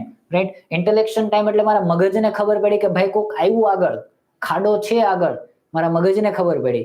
અને ત્યાર પછી ઇમોશન, કે આગળ ખાડો જોયો, બમ્પર જોયો, કોઈ ગાડી જોઈ, બાળક જોઈ, તો એના લીધે મારામાં કંઈક ઇમોશન આવશે. ક્યારેક હું ગુસ્સે થઈ જઈશ, ક્યારેક હું શાંત થઈ જઈશ, ક્યારેક મને કઈ ખબર જ નહીં પડે. ઇમોશન, માણસના ઇમોશન આવશે. તો ઇમોશન આવે તો એમાંય આપણે એકાદી સેકન્ડ વેસ્ટ કરીએ. રાઈટ, તો ઇમોશન ટાઈમ અને વોલ્યુશન ટાઈમ મતલબ આપણને છેલ્લે મગજને આપણે એવું કહીએ કે ભાઈ હવે ફાઇનલ ડિસિઝન લઈ લે, તારે બ્રેક મારવી છે કે આગળ જવું છે, જેને આપણે વોલ્યુશન ટાઈમ કહીએ, જેને આપણે ફાઇનલ ટાઈમ કહીએ. અને આ બધી વસ્તુઓ જે છે એ સેકન્ડોના સેકન્ડ ભાગમાં થતી હોય. સેકન્ડના લાખોમો ભાગ કરીએ એટલા ભાગમાં બધી વસ્તુઓ થઈ જાય. કે આપણે ગાડી લઈને જઈએ છીએ અને અચાનક ખાડો આવ્યો, આપણા મગજને ખબર પડી એટલે મગજે જોયું, મગજ ઘડી ગુસ્સે થઈ ગયું કે આ કોણ આ ખાડા પૂરતું નથી, ટેક્સ ભર્યા છીએ, આમ કરીએ છીએ, પણ ફરી પાછું કીધું કે હવે એ બધું આપણે જ ભોગવવાનું છે, અને ફરી પાછું એમ કીધું કાલો ભાઈ બ્રેક મારીને ધીમી પાડી દે ગાડી. તો આ આખું જે ડિસિઝન આપણે જે લીધું એ જે ટાઈમ છે એ આખા ટાઈમને આપણે આ થિયરીના આધારે એમ કહી શકાય પીઆઈઈવી થિયરી. અને એ જે સમય છે એને આપણે કયો સમય કહીએ છીએ? Reaction time. કયો સમય કહીએ છીએ? Reaction time. અને જનરલી આપણે રિએક્શન ટાઈમ કેટલો યુઝ કરીએ છીએ હાઈવેમાં? 2.5 સેકન્ડ. ખાસ યાદ રાખજો મિત્રો, રિએક્શન ટાઈમ કેટલો આપણે યુઝ કરીએ છીએ? 2.5 સેકન્ડ. રિએક્શન ટાઈમ એટલે કે 2.5 સેકન્ડમાં છે તમારું મગજ સમજી લે, વિચારી લે અને પછી નક્કી કરી દે કે આપણે આગળ શું કરવું છે. જોવે પછી સંદેશો. સૌ પ્રથમ શું થાય? પરસેપ્શન એટલે કે અનુભવાય, આપણને કંઈક ખબર પડે, કંઈક છે. આંખથી ખબર પડે, કાનથી ખબર પડે. કોક હોર્ન મારતું હોય તો આપણને કાનથી ખબર પડે પાછળ કોક હોર્ન માર્યો. અનુભવાણું, આપણને દેખાણું, એને પરસેપ્શન કહેવાય. ઇન્ટેલેક્શન એટલે એ સંદેશો મગજને પહોંચે છે, એને ઇન્ટેલેક્શન કહેવાય. મગજ ત્યાર પછી આપણામાં ઇમોશન આવે છે, જોઈને મગજ ઉપર ઇમોશન આવે છે, જેને ઇમોશન ટાઈમ કહેવાય. અને પછી વોલ્યુશન એટલે મગજ આપણું ફાઇનલ નક્કી કરી દે કે હવે આપણે શું કરવું છે. રાઈટ, તો પીઆઈઈવી થિયરી અને આના આધારે રિએક્શન ટાઈમ નક્કી કરવામાં આવ્યો છે. તો જનરલી મનુષ્યનો રિએક્શન ટાઈમ આપણે કેટલો લઈએ છીએ? 2.5 સેકન્ડ જેટલો રિએક્શન ટાઈમ લઈએ છીએ. અહીંયા સુધી તો તમને બધાને ખબર છે, અહીંયા સુધી બધું સમજાઈ ગયું, બધું વ્યવસ્થિત છે. મિત્રો 10 વાગવા આવ્યા છે, ટાઈમ આંખ ખુલ્લી રાખજો. બસ હવે 5 થી 7 મિનિટમાં આપણે પૂર્ણ કરવું છે, કેમ કે આજે આપણે ઘણો બધો સમય ટેકનિકલ ઇસ્યુને કારણે ગયો છે. એ બદલ ફરી વખત આપનો સોરી કહું છું, અને ફરી વખત અમે પહેલેથી આવું ધ્યાન રાખીશું, રાઈટ? એટલે આપણે ટૂંક સમયમાં પૂરું કરવું છે, પણ ખુલ્લી આંખ રાખજો. એક મોસ્ટ આઈએમપી સવાલ તમને અહીંયા કહેવા જઈ રહ્યો છું. ખૂબ જ આઈએમપી સવાલ છે, 3 થી 4 વખત પૂછાયેલો છે. આસિસ્ટન્ટ એન્જિનિયરની પરીક્ષામાં પણ પૂછાયેલો છે, અને ઇવન ગુજરાત એન્જિનિયરિંગ સર્વિસની એક્ઝામમાં પણ આ સવાલ એકવાર પૂછાયેલો છે. મેં વાંચેલો છે એક પેપરમાં. સવાલ એવો કંઈક છે કે રિએક્શન ટાઈમ કેટલો? તો 2.5 સેકન્ડ. પણ રિએક્શન ટાઈમ ડિપેન્ડ કોને કરે? ડિપેન્ડ કોની ઉપર કરે? તો reaction time is a depend on vehicle speed. આવો સવાલ હતો. Reaction time depend on vehicle speed.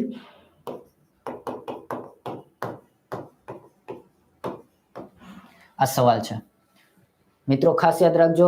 Generally તમને બધાને એમ લાગે કે ગાડી લઈને જતો હોય, વાહેથી કોઈક હોર્ન મારે તો મારી સ્પીડ વધારે હોય તો એના આધારે મારા રિએક્શન ટાઈમમાં ફેર પડે.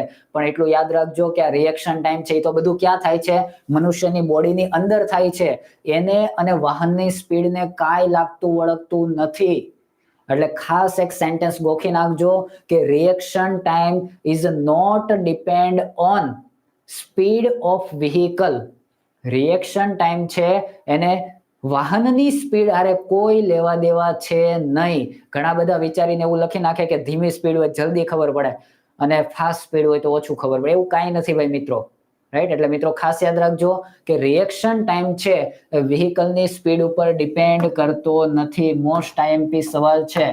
Reaction time is not depend on vehicle speed. વ્હીકલની સ્પીડ ઉપર ડિપેન્ડ કરતો નથી, રાઈટ? તો આ મેં તમને જીઓમેટ્રિક વિશે કીધું, રાઈટ? ત્યાર પછી આપણે વ્હીકલ કેરેક્ટરિસ્ટિક્સ આપણે જોઈ લઈએ. Vehicle characteristics, right? As per IRC. As per IRC vehicle characteristics જોઈ લઈએ તો એમાં કેટલી વસ્તુ આવે? પહેલા તો કોઈ પણ વ્હીકલ હોય તો શું આવે? એનું લેન્થ આવે. બીજું શું આવે? વિડ્થ આવે. અને પછી શું આવે? હાઈટ આવે. આ 3 વસ્તુ આવે મિત્રો. લેન્થ આવે, વિડ્થ આવે અને હાઈટ આવે, રાઈટ? લેન્થ, વિડ્થ અને હાઈટ. તો આઈઆરસી ઇન્ડિયન રોડ કોંગ્રેસ એને સ્ટાન્ડર્ડ નક્કી કર્યા છે કે વ્હીકલની લેન્થ છે, વિડ્થ છે એ આટલા કરતા વધારે તો ન જ હોવી જોઈએ, રાઈટ? જનરલી આપણે દાખલાઓ આવતા હોય છે એમાં વ્હીકલની લેન્થ 6 મીટર લેતા. પણ જો તમારું ટ્રેક્ટર હોય, ટ્રેક્ટરની પાછળ તમારી ટ્રોલી હોય, રાઈટ? તો આ બધું થઈ અને ક્યારેય પણ 18 મીટર કરતા ક્યારેય વધવું જોઈએ નહીં. આપણું સ્ટાન્ડર્ડ છે કે મેક્સિમમ લેન્થ ક્યારેય 18 મીટર કરતા વધવી જોઈએ નહીં. મિત્રો ખાસ યાદ રાખજો, મેક્સિમમ લેન્થ છે એ ક્યારેય 18 મીટર કરતા વધવી જોઈએ નહીં. ત્યાર પછી વિડ્થ આવે છે. વિડ્થ આવે છે મેક્સિમમ વિડ્થ 2.44 મીટર. વ્હીકલ હોય, 4 વ્હીલ હોય, ટ્રક હોય તો એની 2.44 કરતા વધવી જોઈએ નહીં. પરંતુ આમાં કેટલાક એક્સેપ્શન લીધેલા છે કોડે, રાઈટ? એના વિશે આપણે જ્યારે કોડ ભણશું ત્યારે હું એમાં તમને ભણાવીશ કે આપણે કોડમાંથી કયા કયા સવાલો પૂછાઈ શકે. રેડી? કોડ સાથે આપણે ભણશું. પણ અત્યારે તમારે એટલું યાદ રાખવાનું કે વિડ્થ છે 2.44 મીટર કરતા વધવી જોઈએ નહીં. અને હાઈટ કેટલી રાખવામાં આવે? તો હાઈટ જનરલી હાઈટ છે એ 3.8 મીટર. આવું શા માટે નક્કી કરવામાં આવ્યું? કેમ કે ઘણી જગ્યાએ બ્રિજ હોય, અંડરબ્રિજ હોય, ગરનાળા હોય, ને ગરનાળામાંથી જો વ્હીકલની હાઈટ 3.8 મીટર કરતા વધારે હોય તો ઉપર અથડાઈ જાય, રાઈટ? એટલા માટે આપણે લેન્થ, વિડ્થ અને હાઈટ આપણે ફિક્સ કરી દીધી છે. સ્પીડ આપણે ફિક્સ કરી શકતા નથી, કેમ કે તો ચલાવનાર ઉપર આધાર રાખે છે, રાઈટ? એટલે આટલી વસ્તુઓ આપણે ફિક્સ કરી દીધી છે કે આના કરતા વધારે હોવી જોઈએ નહીં. પરંતુ અહીંયા એક ઓપ્શન એવો છે કે ડબલ ડેકર હોય તો 4.75 સમથિંગ છે. એક્ઝેક્ટ મને યાદ નથી, રાઈટ? પણ લગભગ 4.75 સમથિંગ મેક્સિમમ ની વાત કરું છું કે મેક્સિમમ હાઈટ છે એ 4.75 મીટર આપણે રાખીએ છીએ. 4.75 મીટર કરતા વધારે રાખી શકીએ નહીં. આ છે ડબલ ડેકર માટે, રાઈટ? અને સિંગલ ડેકર હોય તો 3.8 મીટર મેક્સિમમ એની હાઈટ રાખવામાં આવે છે. તો આ vehicle characteristic as per Indian road Congress, right. હવે અંત ભાગમાં જવું છે કે વોટ ઇઝ અ ટેરેન. ઘણી વખત આ શબ્દથી તે લોકોને ખબર નથી હોતી કે આ શું છે. મિત્રો, મૂંઝાવાની જરૂર નથી. એકદમ સિમ્પલ અને સાદી ભાષામાં આપણે ભણવાનું છે કે ટેરેન કોને કહેવામાં આવે. ટેરેન એટલે ટોપોગ્રાફી. ટોપોગ્રાફી એટલે શું? તો જમીન ઉપર તમને જે દેખાય એ ટોપોગ્રાફી. ઊંચી છે, નીચી છે, ખાડો છે, નદી છે, તળાવ છે, જે પણ દેખાય એને આપણે શું કહીએ છીએ? ટોપોગ્રાફી. કે ક્યાંક ઢાળ દેખાય છે, ક્યાંક પહાડ દેખાય છે, ક્યાંક ખીણ દેખાય છે. તો જમીન ઉપર ઉભા રહીએ, પૃથ્વી ઉપર ઉભા રહીએ અને પૃથ્વીની ઉપરની સપાટી જે આપણને દેખાય છે એને આપણે શું કહીએ છીએ? ટોપોગ્રાફી. અને એ ટોપોગ્રાફી એનું જ નામ આપણે શું કહીએ છીએ? Terrain, right. ટેરેનમાં આપણે અલગ અલગ વસ્તુઓ જોવાની છે. ઘણી વખત કેવું હોય છે કે સપાટ મેદાન હોય છે, એમાં બહુ નોમિનલ ઢાળ હોય છે. ત્યાર પછી ઘણી વખત કેવું આવતું હોય છે કે પહાડ હોય છે, માઉન્ટેન હોય છે, રાઈટ. તો એને આધારે અલગ અલગ ટેરેનના આપણે પ્રકારો પાડેલા છે અને જે આપણને પરીક્ષામાં પૂછાય છે. તો આપણે કયા કયા કહી શકીએ? તો પહેલું તો આવે છે પ્લેન, બીજું આવે rolling. Plane terrain, rolling terrain, right. હવે પ્લેન છે, રોલિંગ છે, એના ભાગ કઈ રીતના પાડવામાં આવેલા છે અને એને આધારે નક્કી કરવામાં આવે છે કે આ પ્લેન છે, રોલિંગ છે, માઉન્ટેન છે કે સ્ટીપ છે.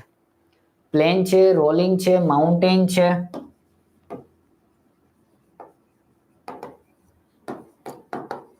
હું આખું અત્યારે લખતો નથી, અહીંયા બધે શું આવશે? Terrain, right. પ્લેન ટેરેન છે, રોલિંગ છે, માઉન્ટેન કે સ્ટીપ. તો અહીંયા યાદ રાખો, જુઓ, પ્લેન, રોલિંગ, માઉન્ટેન અને સ્ટીપ. ફરી વખત આખું ખુલ્લી રાખીને જુઓ શું લખેલું છે? પ્લેન, રોલિંગ, માઉન્ટેન અને સ્ટીપ. હું એટલા માટે યાદ રખાવું છું કે આ પરીક્ષામાં પૂછાય છે એટલા માટે. Plane terrain, rolling terrain, mountain terrain અને સ્ટીપ. આ કોને આધારે નક્કી કરવામાં આવે છે? તો સ્લોપને આધારે નક્કી કરવામાં આવે છે. તમે જો ખુલ્લા મેદાનમાં જઈને ઉભા રહ્યો અને તમને દેખાય કે ગ્રાઉન્ડ કેવું છે? એકદમ પ્લેન, તો એને શું કહેવામાં આવે છે? Plane terrain. પણ એમ દેખાય કે થોડુંક ઢાળવાળું છે તો એને કહેવાય રોલિંગ. પછી આવે માઉન્ટેન, જ્યાં પહાડ છે એને માઉન્ટેન. અને ઘણી વખત કેવું હોય છે કે સ્ટીપ સ્લોપ હોય છે, તો એને કયું ટેરેન કહેવાય છે? સ્ટીપ. તો આના ક્રાઇટેરિયા ખાસ યાદ રાખવાના છે. percentage of cross slope, right. કેટલા પર્સન્ટેજ હોય છે? તો 0 થી 10%. ક્રોસ સ્લોપ છે 0 થી 10% હોય, 10 થી 25 હોય, 25 થી 60% અને ગ્રેટર ધેન 60, રાઈટ. 0 થી 10% સ્લોપિંગ એરિયા હોય તો એને આપણે પ્લેન કહીએ છીએ. 10 થી 25, 25 થી 60 ને ગ્રેટર ધેન 60. મિત્રો, ખાસ યાદ રાખવાનું છે. Plane terrain, rolling terrain, mountain અને સ્ટીપ. અને લગભગ તમે આખું ભરશો, રાઈટ, આખું તમે પૂરું કરશો એટલે ત્યાં સુધીમાં તમને લગભગ આ બધું તો ગોખાઈ જશે. હાઈવે એન્જિનિયરિંગ મારી પાસેથી તમે પૂરું કરશો એટલે આ વસ્તુ તમને લગભગ ગોખાઈ જશે, કેમ કે એટલી બધી વાર આપણે આનો ઉપયોગ કરવાનો છે, રાઈટ. એટલે ફરી વખત આપણે જુઓ, પ્લેન, રોલિંગ, માઉન્ટેન અને સ્ટીપ. પ્લેન, રોલિંગ, બોલો મારી સાથે, બોલો તમે. પ્લેન, રોલિંગ, માઉન્ટેન અને સ્ટીપ ટેરેન, રાઈટ. 0 થી 10, 10 થી 25, 25 થી 60 અને ગ્રેટર ધેન 60. આ શું દર્શાવે છે? આ તો યાદ રહી જાય પાછું, પણ આ શું દર્શાવે છે એ ખબર નથી રહેતી ઘણી વખત. એટલે ખાસ યાદ રાખજો શું દર્શાવે છે? કન્ટ્રીનો percentage of cross slope. Cross slope કેટલો છે એ આપણને દર્શાવે છે. તો આ ટેરેનની વાત થઈ ગઈ. ત્યાર પછી સૌથી ઇમ્પોર્ટન્ટ બે વર્ડ્સ છે, એ વર્ડ્સ આપણે લઈ અને ત્યાર પછી આપણે પૂરું કરીએ. અને તમારા કઈ સવાલો હશે તો આપણે લેશું. મિત્રો, બે શબ્દો છે, એક આવે સ્કીડિંગ અને એક આવે સ્લીપિંગ. તમે ગાડી લઈને જતા હોવ અને કોક અચાનક બ્રેક મારે અને આગળની બ્રેક લાગી જાય ને તમારી ગાડી શું થઈ જાય? સ્લીપ થઈ જાય ને તમે પડો. પછી ઘરે આવીને શું કહો કે આજે બેનની ગાડી શું થઈ? સ્લીપ ખાઈ ગઈ. આવું કહો છો ને? તમારી ગાડી સ્લીપ ખાઈ જાય, બેનની ગાડી સ્લીપ ખાઈ જાય, કોઈક માસીની ગાડી સ્લીપ ખાઈ જાય. તો આવું શું કામ થાય છે? તમે જેને, મિત્રો ખાસ યાદ રાખજો, તમે જેને સ્લીપિંગ કહો છો ને, કે તમારી ગાડી સ્લીપ ખાઈ ગઈ, એ સ્લીપ નથી. એને હાઈવે એન્જિનિયરિંગની ભાષામાં શું કહેવામાં આવે છે? સ્કીડિંગ કહેવામાં આવે છે. શું કહેવામાં આવે છે? સ્કીડિંગ કહેવામાં આવે છે. ફરી વખત બોલું છું મિત્રો, ખાસ ધ્યાન રાખજો, અહીંયા ધ્યાન આપો કે તમે જેને સ્લીપ કહો છો, કે મારી ગાડી સ્લીપ ખાઈ ગઈ, રાઈટ, અથવા તો બેનની ગાડી સ્લીપ ખાઈ ગઈ, આગળની બ્રેક મારો તો બ્રેક મારો અને તમારું ટાયર શું થાય? ચોટી જાય, પણ છતાં પણ તમે આગળ જાઓ, તો એને આપણે શું કહીએ છીએ? ગાડી સ્લીપ ખાઈ ગઈ. પણ એને સ્લીપ કહેવામાં આવતું નથી. એન્જિનિયરિંગની ભાષામાં એને શું કહેવામાં આવે છે? સ્કીડિંગ કહેવામાં આવે છે. આ કોન્સેપ્ટ ખાસ યાદ રાખજો, પરીક્ષામાં પૂછાય છે. તો સ્કીડિંગને આપણે ડિફાઇન કઈ રીતના કરશું? ફોર એક્ઝામ્પલ, હું અહીંયાથી જાઉં છું, અહીંયા દેખાય છે ને તમને સ્ક્રીન ઉપર, હું જાઉં છું ને ફટાક દઈને અચાનક બ્રેક મારું છું. બ્રેક મારું છું તો મારું ટાયર તો ઊભું રહી ગયું, પણ છતાં પણ હું આગળ જાઉં છું. મારું ટાયર તો ત્યાં સ્ટોપ થઈ ગયું, પણ છતાં મારી ગાડી આગળ જાય છે. એટલે શું થાય છે કે આપણું જે ટાયર છે એ ટાયર ઓછું ફરે છે. મતલબ આપણને જે મીટર છે, ગાડીનું મીટર, એમાં 5.1 કિલોમીટર બતાવે છે. 5.1 કિલોમીટર બતાવે છે, પણ આપણે ચાલી કેટલું ગયા છીએ? 5.19 કે 18, 5.18 કિલોમીટર ચાલી ગયા હોય. કેમ? કેમ કે 5.1 આપણે શું કર્યું? બ્રેક માર્યું. બ્રેક માર્યું એટલે ટાયર ચોંટી ગયું. ટાયર ચોંટી ગયું એટલે આગળ ઘસાણું, પણ જે ઘસાય છે એ મીટરમાં બતાવતા નથી. રાઈટ? તો આ જે વસ્તુ થાય છે એને આપણે શું કહીએ છીએ? સ્કીડિંગ તરીકે ઓળખીએ છીએ. ખાસ યાદ રાખજો, સ્કીડિંગ કોને કહેવાય. હવે અહીંયા ધ્યાન આપો, સ્કીડિંગને ડિફાઇન્ડ કઈ રીતના કરશું? તો આ જે 5.1 છે એ આપણું શું છે? મીટરનું રીડિંગ. પણ આપણે ચાલી કેટલું ગયા? 5.18. કેમ કે બ્રેક મારી એટલે ટાયર ઘસાણું. ટાયર ઘસાણું આપણે ચાલી કેટલા ગયા છીએ? 5.18. પણ આપણું મીટરનું રીડિંગ કેટલું બતાવે છે? 5.1. તો એકચ્યુઅલ રીડિંગ કરતા, આપણે જે એકચ્યુઅલ રીડિંગ છે એની કરતા આપણે જો વધારે ચાલી ગયા હોઈએ તો આ જે પરિસ્થિતિ હોય છે એને આપણે શું કહીએ છીએ? સ્કીડિંગ તરીકે ઓળખીએ છીએ. એને આપણે શું કહીએ છીએ? સ્કીડિંગ તરીકે ઓળખીએ છીએ. ટાયર કેટલું ફેર્યું છે? 5.1 કિલોમીટર જ ફરેલું છે. ટાયર કેટલું ફેર્યું છે? 5.1 કિલોમીટર ફેર્યું છે, પણ આપણે ચાલી કેટલું ગયા છીએ? 5.18 કિલોમીટર ચાલી ગયા છીએ. રાઈટ? તો બ્રેક મારી એટલે આગળ ગયા, તો એ વધારાનું જે ડિસ્ટન્સ થયું, દાખલા તરીકે આ મારી જૂની ગાડી છે, રાઈટ? અહીંયા ગાડી ગોળ ગોળ ફરતી આગળ જાય છે, અહીંયા સુધી ગઈ અને અહીંયા અચાનક મેં બ્રેક મારી એટલે આ જે ટાયર છે એ કેટલું ફેર્યું હશે? અહીંયા સુધીનું જે ડિસ્ટન્સ છે એ મને 5.00 કિલોમીટર છે. તો અહીંયા જો મીટર હશે, ગાડીનું મીટર, એમાં કેટલું બતાવશે? 5 કિલોમીટર. રાઈટ? પણ જેવી હું અહીંયાથી બ્રેક મારીશ, બ્રેક માર્યા પછી કંઈક ઘસાશે, રાઈટ? અને અહીંયા આવીને ઊભું રહેશે. તો આ જે વધારાનું જે ડિસ્ટન્સ છે એ ડિસ્ટન્સ આ મીટરમાં દેખાશે નહીં. તો આ જે વધારાનું ડિસ્ટન્સ આપણે જે કાપીએ છીએ એને આપણે શું કહીએ છીએ?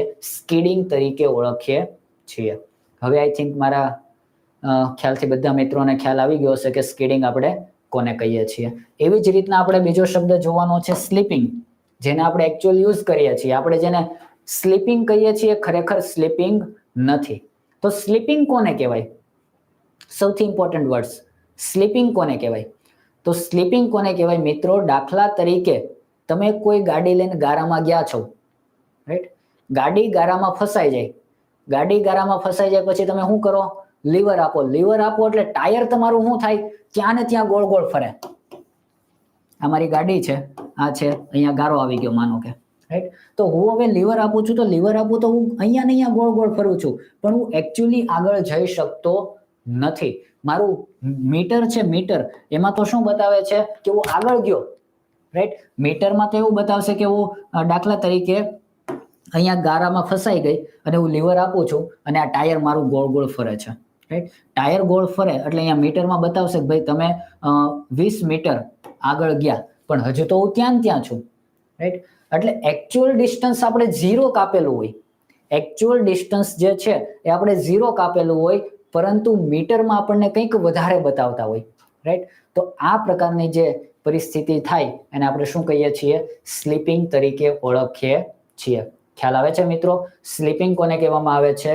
તો જ્યારે આપણે કાદવમાં ફસાઈએ અને લીવર આપીએ અને એકને એક જગ્યાએ રહીએ, આપણે આગળ ન જઈએ, ફક્ત મીટર બતાવે કે તમે આગળ ગયા છો, રાઈટ? તો આ પ્રકારની જે પરિસ્થિતિનું નિર્માણ થાય છે એને આપણે શું ઓળખીએ છીએ? સ્લીપિંગ તરીકે ઓળખીએ છીએ, રાઈટ? તો આપણે 2 વર્ડ્સ હતા, એક હતું સ્કીડિંગ અને બીજું આપણું હતું સ્લીપિંગ. આઈ થિંક હવે કોઈ મિત્રો આ બાબતે કન્ફ્યુઝન નહીં રહ્યા, રાઈટ? એટલે હવે જ્યારે પણ એવું કંઈ થાય ને તમે ક્યાંક જાઓ અને કોઈક બેન કે કોઈક ભાઈ સ્લીપ ખાઈ જાય તો તમારે શું કહેવાનું છે? કે સ્કીડિંગ થઈ ગયા, સ્લીપ થઈ ગયા એમ નથી કહેવાનું. શું કહેવાનું? સ્કીડિંગ થઈ ગયા છે. અને કોકની ગાડી ફસાઈ જાય ને લીવર દઈને ખાલી ટાયર જ ફરતું હોય તો એને શું કહેવાનું છે? સ્લીપિંગ થયું. ખ્યાલ આવે છે મિત્રો? રાઈટ. લેટરલ અને લોંગિટ્યુડનલ ડાયરેક્શન આપણે પછી લેશું. અનઇવનનેસ ઓફ રોડ વિશે પણ આપણે પછી લેશું. મિત્રો તો અહીંયા સુધી આપણે આજનો ટોપિક રાખીએ છીએ. રાઈટ. ઘણી બધી વસ્તુઓ મારે 2-3 વસ્તુઓ કહેવાની છે કે 2-18 તારીખથી લગભગ આપણે શરૂ કરીએ છીએ. આપ સૌ જોડાઈ જજો અને ટેકનિકલ બાબતે કોઈ પણ પ્રકારની મનમાં શંકા રાખશો નહીં. એકદમ ટુ ધી પોઈન્ટ આપણે ભણાવશું અને પરીક્ષા લગત ભણાવશું. જે પણ સવાલો અત્યાર સુધી પૂછાઈ ગયા છે એ સાથે સાથે આપણે કવર કરશું. અને મિત્રો બીજી વસ્તુ કહું કે ઘણી વખત કેવું થતું હોય છે કે તમે જે લેક્ચરમાં ભણાવે ને એ બધી નોટ બનાવતા જાઓ. તમે આખી નોટ બનાવી નાખો, પૂરેપૂરી નોટ બનાવી નાખો, પણ પરીક્ષાના આગળના 3 થી 4 દિવસમાં તમારી પાસે વાંચવા માટે આટલો થપ્પો થઈ જાય. હવે આ થપ્પો તમે રિવિઝન ક્યારે કરી શકશો? અને કોમ્પિટિટિવ એક્ઝામ ફિલ્ડ એવી છે કે એમાં રિવિઝન હશે ને, મેક્સિમમ રિવિઝન હશે ને, એ જ બેસ્ટ રિઝલ્ટ આપશે. કદાચ તમારે એકાદ સબ્જેક્ટ ઓછો થશે ને તો ચાલશે, પણ રિવિઝન તમારે છે 3 થી 4 વખત કન્ટિન્યુઅસ થવું પડશે. રાઈટ. એટલે રિવિઝન કરવા માટે શું કરવું જોઈએ? તો તમારે શોર્ટ નોટ બનાવવાની છે. આટલા થપ્પા તમે નોટના બનાવશો, ટેકનિકલની આટલી નોટો બનાવશો અને તમે રિવિઝન કરવા બેસશો તો છેલ્લા દિવસે રિવિઝન થશે નહીં. તો એની કરતા બેસ્ટ એવું છે કે પરીક્ષામાં જે પૂછાય છે ટુ ધી પોઈન્ટ વસ્તુ છે. એક સબ્જેક્ટના 5 થી 6 પેજ, એક સબ્જેક્ટના 5 થી 6 પેજ આપણે શોર્ટ નોટ બનાવશું અને શોર્ટ નોટને જ આપણે પરીક્ષાના આગળના 2 દિવસમાં વાંચીશું અને એમાં લગભગ આપણે બધું કવર કરશું. બધા ફોર્મ્યુલાઝ લખેલા હશે, ઇમ્પોર્ટન્ટ નોટ લખેલી હશે, હાસ્યામાં જેટલું લખાવતો જાવ એ લખેલું હશે. એટલે આવી પ્રકારની આપણે શોર્ટ નોટ કરશું અને એ શોર્ટ નોટ આપણે પરીક્ષાના સમયે વાંચશું. કેમ કે આખું તો તમારે ભેગું થવાનું નથી છેલ્લે રિવિઝનમાં, અને રિવિઝન નહીં કરો તો છેલ્લા દિવસે યાદ નહીં આવે. રાઈટ. એટલે આ પ્રકારની શોર્ટ નોટ સાથે આપણે પૂરેપૂરી પ્રિપેરેશન કરવાની છે. પારસ સર પણ છે, એ પણ લેક્ચરો લેશે, હું પણ લેક્ચરો લેવાનો છું. રાઈટ. સબ્જેક્ટો ડિસાઇડ કરીને તમને કહેશું કે કઈ પ્રકારના લેક્ચરો લેવાના. અને બીજું ઇમ્પોર્ટન્ટ વસ્તુ કે આવતીકાલની જે એક્ઝામ્સ છે એ એક્ઝામ માટે બધા વિદ્યાર્થીઓને ઓલ ધ બેસ્ટ. ભગવાનના ચરણોમાં પ્રાર્થના કરું છું કે આપ સૌ વિદ્યાર્થીઓ જે સપનું લઈને આવ્યા છો કે અધિકારી બનવું છે, તો આપ સૌ આવતીકાલની પરીક્ષામાં પાસ થઈને આવો એવી આપ સૌને ભગવાનના ચરણોમાં આપ સૌ વતી હું પ્રાર્થના કરું છું. અને બીજું, આવતીકાલે અથવા તો સોમવારે એક ઇન્ટરવ્યુ બેચ આપણે લોન્ચ કરી રહ્યા છીએ અને જ્ઞાન લાઈવ ખૂબ જ એફોર્ડેબલ, લગભગ ફ્રી ઓફ ચાર્જ જેવું રહેશે. લગભગ ફ્રી ઓફ ચાર્જ જેવું રહેશે. અને ઇન્ટરવ્યુ બેચ, અને આ ઇન્ટરવ્યુ બેચ હું પોતે લેવાનો છું. ઇન્ટરવ્યુ બેચના ડેમો લેક્ચર પણ આવતીકાલે અથવા તો પરમ દિવસે, કેમ કે આવતીકાલે એક્ઝામ છે એટલે આવતીકાલે રાતે અથવા તો પરમ દિવસે આપણે રાખશું અને પરમ દિવસથી આપણે ઇન્ટરવ્યુ બેચ શરૂ કરીએ છીએ. ઇરિગેશનની પણ ભરતી છે, આરએનબીની પણ ભરતી છે, GWSSB પણ છે, ગુજરાત એન્જિનિયરિંગ સર્વિસ છે. આ 5 એક્ઝામો છે. 5 એક્ઝામોના ઇન્ટરવ્યુ બેચ છે એ લગભગ આપણા ડેમો લેક્ચરો અહીંયા એરેન્જ કરવામાં આવશે. એટલે જે પણ આપના મિત્રો હોય, આપના જે પણ ખાસ નજીકના હોય, જે પૈસા એફોર્ડ નથી કરી શકતા, એને ફ્રી ઓફ ચાર્જમાં હું 5 જ દિવસ માટે ઇન્ટરવ્યુ લેક્ચર્સો અહીંયા લેવાનો છું. એટલે આપ ખાસ આ બેચનો પણ લાભ લેજો. અને ફરી વખત કહું છું કે ₹1 ટેસ્ટ સિરીઝ પણ રાખેલી છે જ્ઞાન લાઈવ એકેડમી એપ ઉપર. આની ટેસ્ટ સિરીઝ તમને ફક્ત ₹1 મળી રહેશે. એટલે એ પણ તમે જોઈન્ટ કરી શકો છો. અને ખાસ તમે ડેમો લેક્ચરો જોજો અને બેચ જોઈન્ટ કરજો. આપના મિત્રોને પણ કહેજો. અને તમારું જે સ્વપ્ન છે કે વર્ગ 3 અધિકારી બનવું છે, તો એના માટેની પ્રિપેરેશન આપણે સૌ સાથે મળીને કરશું. અને ટુ ધી પોઈન્ટ પરીક્ષાલક્ષી તૈયારી માટે ફક્ત એક જ પ્લેટફોર્મ, લાઈવ, જ્ઞાન લાઈવ. જ્ઞાન લાઈવનું અહીંયા તમને તમામ ઓનલાઈન પ્રોવાઈડ કરવામાં આવશે. અને બાકી તો તમને ખબર જ છે કે નોન ટેકમાં મારે કંઈ કહેવાની જરૂર છે જ નહીં. આપણું રિઝલ્ટ બોલે છે, આપણી ફેકલ્ટીનો લેક્ચર્સો અને છોકરાઓનો જે રિસ્પોન્સ છે એ જ તમને બધું કહી દેશે. એટલે અહીંયા સુધી આપણે રાખીએ છીએ. All the best, thank you. અને ફરી વખત આજે જે લેટ થયું છે એ બદલ ફરી વખત દિલથી જ્ઞાન લાઈવ ફેમિલી તરફથી આપ સૌને ફરી વખત સોરી કહીએ છીએ. જય હિન્દ.